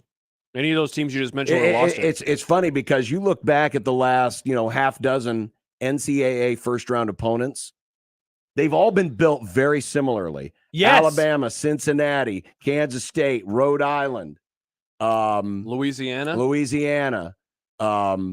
defense first type teams that, run counter to what Creighton wants to play like. Up-tempo, fast, let it fly, quick possession, transition basketball. And same thing with San Diego State, second best defense in the country, according to Ken Pom. Yet this team was seemingly built more to play that style of game. And in the first half, that was one of the top 5 worst defensive halves I can think of this year. It wasn't a great half defensively. I mean, they fouled a jump shooter 5 times. Fouled him on jump shots. I've never seen that in a game. Yeah. Where a jump shooter gets fouled 5 times trying to make a shot and actually, made it 3 out of the 5 times. It was not a great defensive effort, especially in the first half. And yet, I said it on the broadcast. I said, for Creighton to only be down 7, San Diego State's got to be wondering, how are we only winning this game by 7? Yep. Sure enough, even though it took until the last 2 minutes to actually get over the hump, yeah, or actually get even, because they didn't get over the hump until the overtime. It was like they had to be shell shocked. Adam says CU has the second most wins in the new Big East since it was reformed in 2013, only to Villanova. I think Creighton's jump to the Big East has to be the best jump from a mid-major to a major by any school, football or basketball. Yeah, the only one that I think is comparable really is, I guess 2, is TCU and Utah. TCU in both basketball and football has been very respectable. I would rank them first. TCU has had a really good run, and especially when you consider the money component, like they got that and Creighton doesn't. Utah, really kind of like Creighton in a way where they were just edging closer and closer and closer, and then they finally broke through this year, and they did it in spectacular fashion. They whooped up on Oregon 2 times, and then they made it to the Rose Bowl, which has all the cachet. So, there's no question. In all of the conference realignment from the early 2010s, if you do the winners and losers column, Creighton is very high in the winners column. Yeah. In terms of the upgrade, what it's meant for the program, and how the program has adapted to their new home. Jordan says it all comes down to coaching. You put Coach McDermott on Nebraska ball, and they'll be in the tournament every year. He has become that type of coach, man. Like, I have now raised my floor for what this program can be under him, because this was the step back year, and they still made the dance, and they won a game. And so it definitely took a number 1 seed to the brink. Causes me to do a little reevaluation on what the program can be overall. Coming up next, we have some unsportsmanlike content. We haven't had a chance to react to the Deshaun Watson news. Oh, fun. Can't wait to react to that. Well, at least this time we're not talking about that other thing. I mean, it's going to be there, though, isn't it? Well, we're talking about the team he's going to. Oh, we're just going to stick to sports on this question? Maybe, yeah, sure. If you want to. It's your call. Unsportsmanlike content is coming up on 1620 The Zone. Well, if we found out one thing over the weekend, having some insurance against a bad bet wouldn't hurt, especially if you like parlays. You probably had a 4-teamer that had Villanova, Arizona. Gonzaga, and Kentucky. Oh, not good. Well, right now, thanks to the FanDuel Sportsbook, all customers can get up to $25 back each day if your parlay of 3 legs or more falls 1 leg short. So if you had bet a parlay, a money line parlay like that, and got hosed by Kentucky, you could have got $25 back. That's how parlay insurance works, and it's available only with the FanDuel Sportsbook. And of course, John, in the tournament of great significance, the upsets don't just happen on the opening Thursday, Friday, Saturday, or Sunday. They can happen in the following rounds as well. So take advantage of this offer and more. And by the way, if you're new to FanDuel, download that app today, sign up with our promo code 1620, and you can bet on the bracket for the rest of the tournament. That is FanDuel Sportsbook promo code 1620. 21 plus and present in Iowa. If exactly 1 leg loses, refund is issued as non-withdrawable site credit that expires in 7 days. NCAA tournament sportsbook wager required. Restrictions do apply. See terms at sportsbook.fanduel.com. Gambling problem? Call 1-800-BETS-OFF. You're home for the college basketball tournament. 1620, The Zone. You've got a hungry mob? Well, I've got an offer you can't refuse. Get a large one-topping pizza for only $14 when you buy 2. That's right, all the favorites. Beef, sausage, ham, or pepperoni. Just 2 for $28. You like veggies? You can do that too. Mushrooms, onions, green peppers, pick your favorite. Just 2 for $28. But I'm only offering it for a limited time. So what are you waiting for? Godfather's Pizza. Do it. The lowest race of the year at Genesis Health Clubs right now to get us all ready for summer. Hi, I'm Rodney Stephen, owner of Genesis Health Clubs. Summer is literally right around the corner, and there's no better time than the present. Right now at Genesis Health Clubs, we're offering the lowest race of the year so you can get started toward your fitness goals because this summer is yours. Even better, we're waiving enrollment fees and taking $18 off a month for you to start now. But it won't last long. This offer expires at the end of the month, and it will not be extended. This is your last chance to get the lowest rates of the year with no enrollment fee. Do it for your physical health. Do it for your mental health. But most importantly, this summer is for you. The benefits of regular exercise are endless. Look better, feel better, have more energy. Are you worth it? Yes. We only get one body. Nothing is more important than our health. The lowest race of the year with no enrollment fee. Join online at genesishealthclubs.com before the lowest race of the year are gone forever. Act today. This offer will not be extended. If you're like most Americans, you're pretty much in disbelief with what's going on in the world. As we all know, global problems are having local consequences. Too many of them. And if the peanut butter really hits the fan, are you ready? Grocery store supply chains are only as strong as their weakest link. Don't wait for them to break. Now's the time to secure emergency food for everyone in your family. My Patriot Supply is America's largest preparedness company. Our specially packaged and delicious food stays fresh for up to 25 years in storage. It'll be there when you need it. Go to mypatriotsupply.com and pick up several emergency food kits. There are a dozen different sizes that average over 2,000 calories per day. Our food kits will ship quickly and discreetly to your door. Having food storage in your home beats government food lines hands down. Go to mypatriotsupply.com today and prepare for what's coming.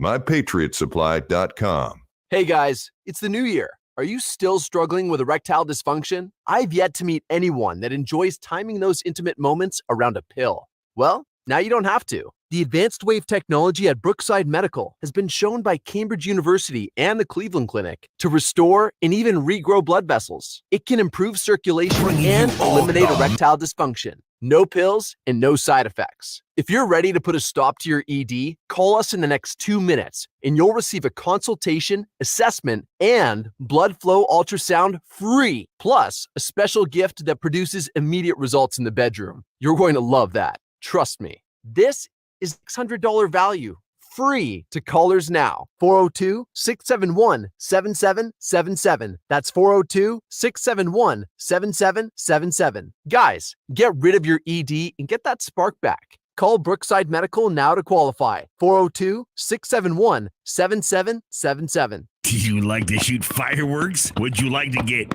paid to shoot fireworks? J&M Displays wants you. Help shoot an Omaha Storm Chasers game, Memorial Park display, or any of the major shows in western Iowa and all of Nebraska. If you like to travel, J&M covers Nebraska, Kansas, and most of Missouri. They offer free training and great daily pay rates, which makes it a perfect part-time job. Visit jnmdisplays.com and click the Join Our Team tab to find out more. J&M Fireworks.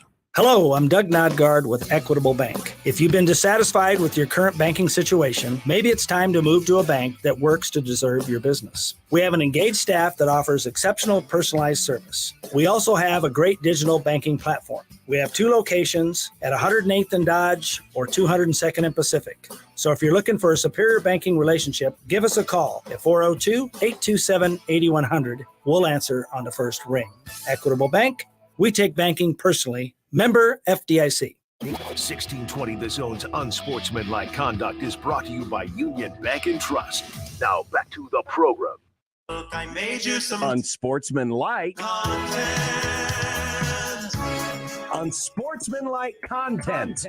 Unsportsmanlike content. Content that's unsportsmanlike. All right, Nick. It's time to dust off your reading skills. I know it's been a while since we made you do this, but We both hooked on phonics. Don't have any reading skills. Well, it's always good to stay in practice. Oh, yeah, it is. So far in the NCAA tournament, the winning team has scored less than 60 points 7 times. Not only is that more than last year's number 4, it's more than any tournament since 2011. And there are still 15 games left. What's happening? I got a theory for you, John. All right. Now, I know that Is this your stupid? Oh, it should be quarters instead of half. it should be Jim Flannery, friend of the program. He said that earlier as well. Wow. I know that hoops a little different in terms of eligibility and how many players kind of stick around compared to like a college football because we do have the one and done. But how much of this is the super senior component? Rosters are older, thus maybe just a little bit better at defense, a little stronger because they're physically older. They're men. That's interesting. So that is my just kind of quick snap judgment theory on why it's happening so often. Is the defenses are just a little bit better. That's actually a really good theory. Basketball boy. Now, the funny thing is, you would have thought one of the teams involved in one of those games would have been Creighton, but guess what? They did not. Both times they were over. Now, what was the score at the end of regulation, though, against San Diego State? 62-62. Okay, never mind. Aha! There you go. So, can't blame the Blue Jays. Defensive-minded Jays, the ground and pound Jays for this. I really think that's a great theory because you do have a lot of bigger, stronger, physical, older teams that are going to hunker down and make life difficult. And I do think this was true too, because the fouls did seem to be down. Officials were really holding that whistle. That allowed you to get away with a little even more physicality, thus less buckets. So what did Fox get in return for Joe Buck leaving for ESPN? According to John Arand of the Sports Business Journal, Fox gets the rights to the Penn State-Purdue game on Thursday, September 1st. Who comes out on top on this deal? You want to know what the real answer is? Purdue. Hell yeah! Opening Thursday? Now, the game was already scheduled for Thursday. But now it's on Fox. But now it's going to probably be on Network Fox. And football season. And you're saying, wow, so Fox is going to give up a guy that, that has been their voice of their network for 20 years for Purdue. And Penn State. Well, yeah, and Penn State. But when you see how big the ratings were for the Minnesota-Ohio State game. Yeah, it's the first football game of the season. Last year. Network television. Yeah, listen, Buck was going to leave anyway. He wasn't particularly happy. Nope. Because his Podna, Troy Aikman had left. Yep. The worst quarterback to ever win 3 Super Bowls. Damn it. But, yeah, in exchange, it's not all that bad a deal. Yeah, it is interesting because we kicked around the idea of, they, of course, want the Ohio State-Notre Dame game, but apparently that's going to be an ESPN, ABC-type property this year. Look, of course, ESPN got the better end of the deal because they have Joe Buck, and he's going to call Monday Night Football for the next 5 years, at least. But, look, I'll be watching this game. Bring it on. Can't wait.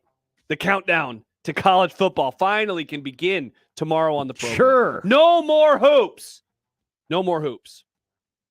The Cleveland Browns gave up 3 first-round picks, a third and a fourth to get Deshaun Watson. Was this too high a price to pay? Also, where do you think Baker Mayfield ends up? To answer the second part, I don't know anymore now that the Colts, seemingly, they got Matt Ryan, so not going to be there. They're giving up a lot of equity for a player that you can put on the list. He's going to be suspended for at least a handful of games in 2022. And they're going to have to deal with the backlash that comes from this. Like, you could make an argument, John, and this is just anecdotal evidence and reading some tea leaves. This has maybe been the biggest hold your nose kind of move that a franchise in the NFL has made since I've been watching the sport. Even worse than like when Dallas brought in Greg Hardy. Even worse. What's the other big one that I'm thinking of? Gosh, I can't remember off the top of my head. But this is one that Mike Vick, when the Eagles brought him back. Yeah.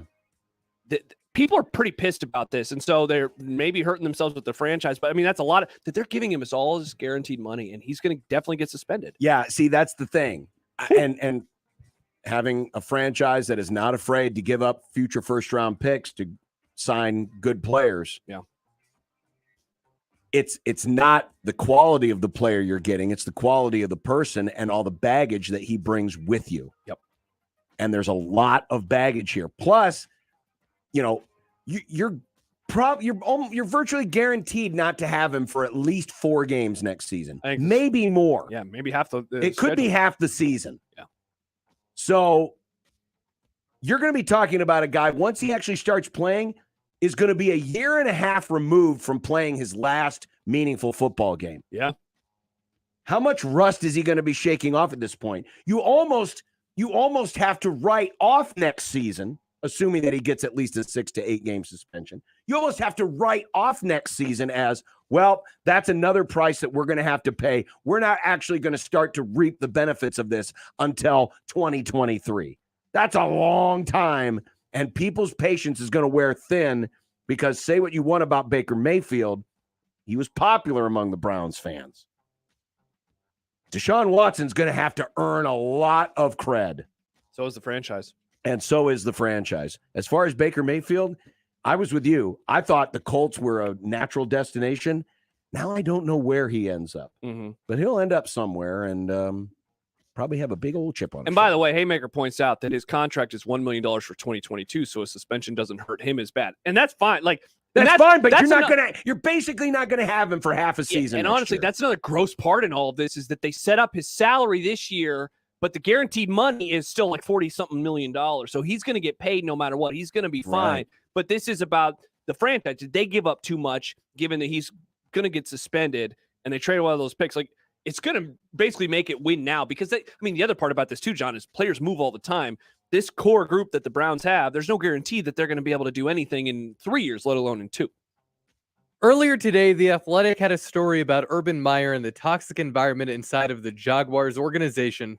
But the money quote described Meyer being unfamiliar with star players around the league, including guys like Debo, Samuel, Jamal Adams, and wait for it, even Arnold Donald. Whoops. There it is. Who's this 99 guy on the Rams? I'm hearing he might be a problem for us. Urban asked that one for one of his staffers, John, we know you have some thoughts on what he said, not what I said. What he said, not what I said. Hey, it would explain why he didn't know who Arnold Darnold is. That was better than Urban Meyer. Arnold. That was the problem. The Jags PR guy came in and said, hey, I need a scouting report on the Rams. Yeah, they got this 99. His name is Arnold Darnold.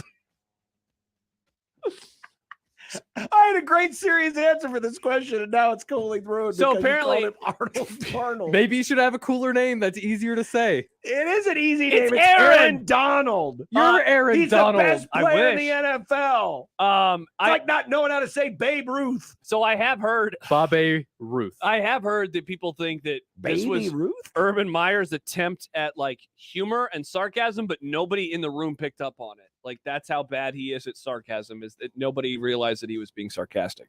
Did you read this story, by the way? I haven't yet. I need to because it sounds hilarious.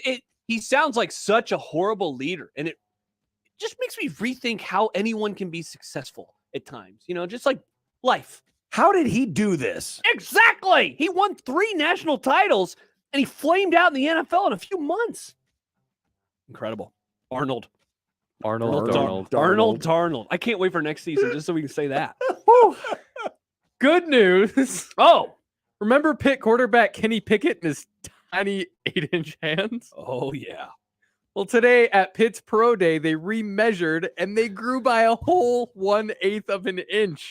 See the hands? They're big hands. Does this mean we need to prepare his Hall of Fame bust now? Can it be a hand bust? It could be. Look at these hands. Is there going to be enough room for those big hands? Donald Trump talked about his hands. I think Kenny Pickett needs to do the same thing. He needs to go and just show everybody his hands. That's pretty crazy. Here's my question. You grow your hands in your 20s? So did he order from one of those catalogs, and did it come in the little brown paper wrapper, one of those things you stick it in there and you push a little suction thing?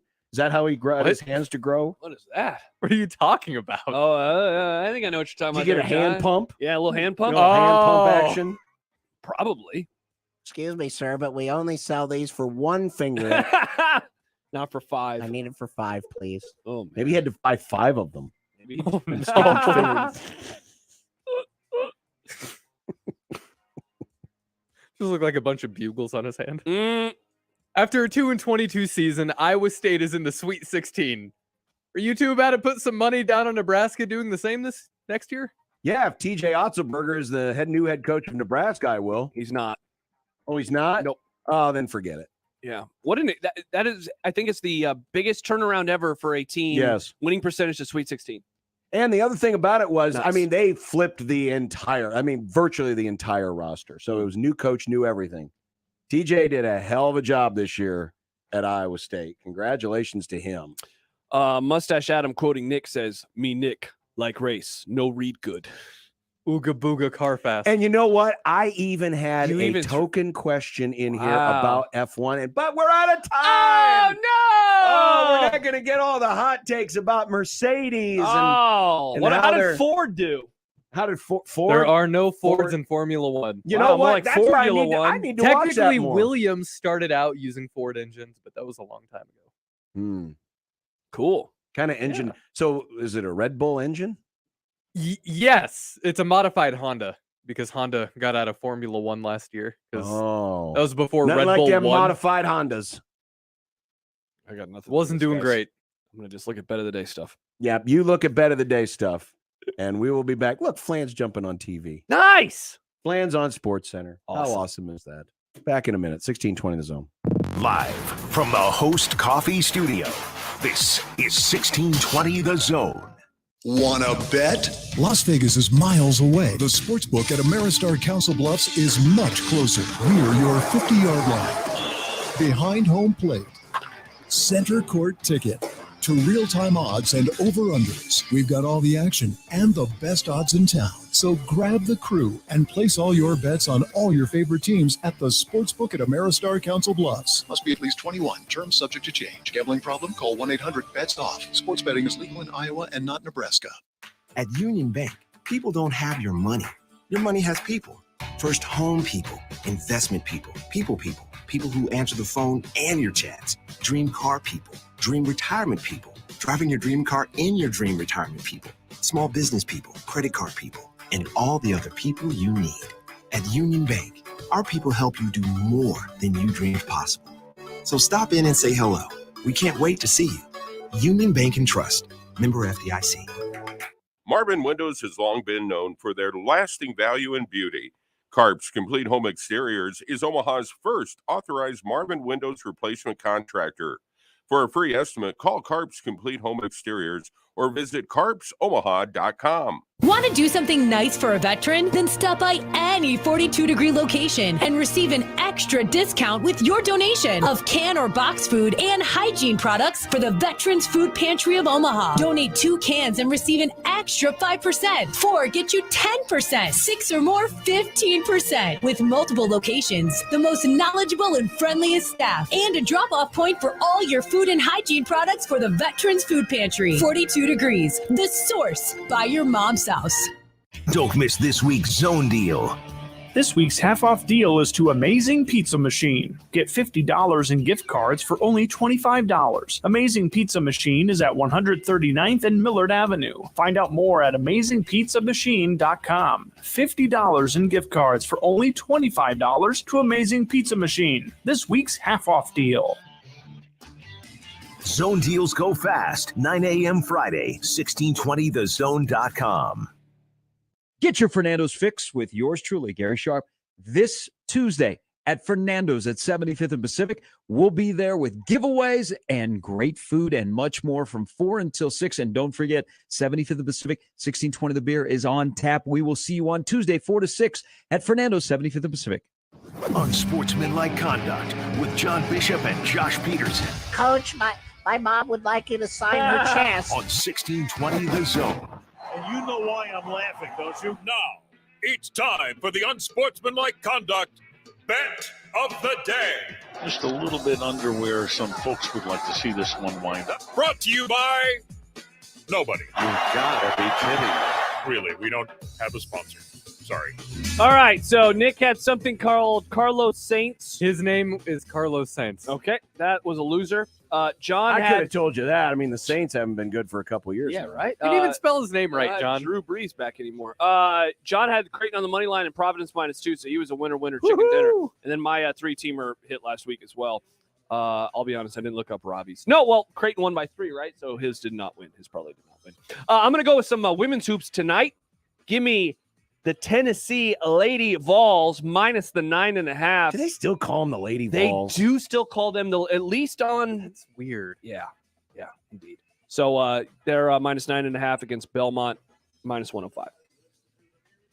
I'm going to take my Brooklyn Nets. Whoa. That spells money line plus 108 tonight against the Yaz. Okay. It's a soft J. the Oh. Yaz. Nicholas? Well, me like racing and music. Oh, So we give know. me the Jazz and the Pistons. It's plus 119. That was actually pretty fun. Thank Plus you. 119? Yep, bad. It's bet of the day. Iowa. Yes, Iowa indeed. Tomorrow, what do we got? Michael Brunts. Nice. And the hero of the win on Sunday, Lauren Jensen, will join us. I thought you were going to say Charles Leclerc. Who? The guy who won the Bahrain. Bahrain? Oh, is that who won? Bahrain? Yeah. I just remember he was driving a red car. Ferrari. Yeah. Well, as soon as it was over, They should fix their cars, Nick. Ferrari's cars don't need fixed. They're No, great. the people who have the bad cars, they should fix their cars. They should fix those cars. Yes, the people with the bad cars should fix The their problem cars. is there's new budget caps this year, and they got a budget. That's some socialism right there. You know what one thing would be that they could cut out of the budget that would save them a lot of money? Blinkers. Stop using the expensive video game steering wheels There and it get yourself a big old battleship wheel. Huh? Yeah, and a horn and a pull horn. What if that's what they were doing? They were honking when they wanted to go around them. Oh, crap, he's honking. I guess I'll let him through. Oh, man. I'm happy, Nick, for you that your favorite sport is back. Yes. But just to know, we are going to make It was fun a of tough it. off season. I don't know how you guys do I'm it. going to make fun of it It all was year a tough long. off season. I mean, I had to Yeah, wait we still 3 have whole 5.5 months. months for football, man. 5.5 months. yeah, your off season was like 3.5 days. It was like 3 months. And think about it, Nick, when It football wasn't ended. that long. When football It ended, you know was. what we had to do? We had to watch Nebraska basketball. Ew. Yeah. Yeah, at least with Formula One, you can watch that. Why do they call it Drive to Survive? No one dies anymore in that sport. They're all safe now. Wow. For the drama, Put it on the John. list, John. Nobody dies in F1 I'm anymore. not. No, I Careful. am not saying that. It's a bad thing to put out I there. am not doing that. John guarantees. Oh, no. No one I will did not die. say it. No, I'm John, not saying I This is like gonna be everybody. like Scoop. Everybody No. who's racing is cool. Don't do that. No. One of them is COVID right now, John. Wow. Who has COVID? Sebastian Vettel. Oh, he'll be fine. You better be fine. He'll be fine. You bet. I feel bad for him though because Better he be was in right. his hotel room and he saw how bad his car actually is this season and he couldn't do anything about it. Just fix it. Just renewed his contract. Why couldn't They give he him still race? lemons. He wears a helmet for crying out loud. He's not going to give anyone germs. He's got a helmet. Helmets on. are the See, original mask. If The he was- driver, exactly. the driver who had COVID before Seb thought the same exact thing, and then he gave Seb COVID. Wow. Yeah, Gave himself Well, they COVID? shouldn't be sharing helmets. Not true. they do actually walk swap ar- helmets sometimes. Just walk around and wear. It's tradition, That Josh. is disgusting. I would not share my helmet. Not with Josh. to wear. It's like a cute little. This like, is my friend own thing. muff. I don't share the muff with anybody. Yeah. I share my helmet. There's no way. What a We haven't been weird sharing sport. muffs since the 70s. I mean, Yeah. come on. Yeah, Nick, those are the old days, man. Yeah. I can't believe that they just give them bad cars and they're like, figure it out. They don't give them. They think their cars are good until they realize that they're not. You know what? I'm going to start listening to Josh's Formula Fridays instead of your Formula I kind of want to have Fridays. Josh on. Why are the cars so bad? I don't know. That'd be hilarious. Oh, bye. Get the oil changed.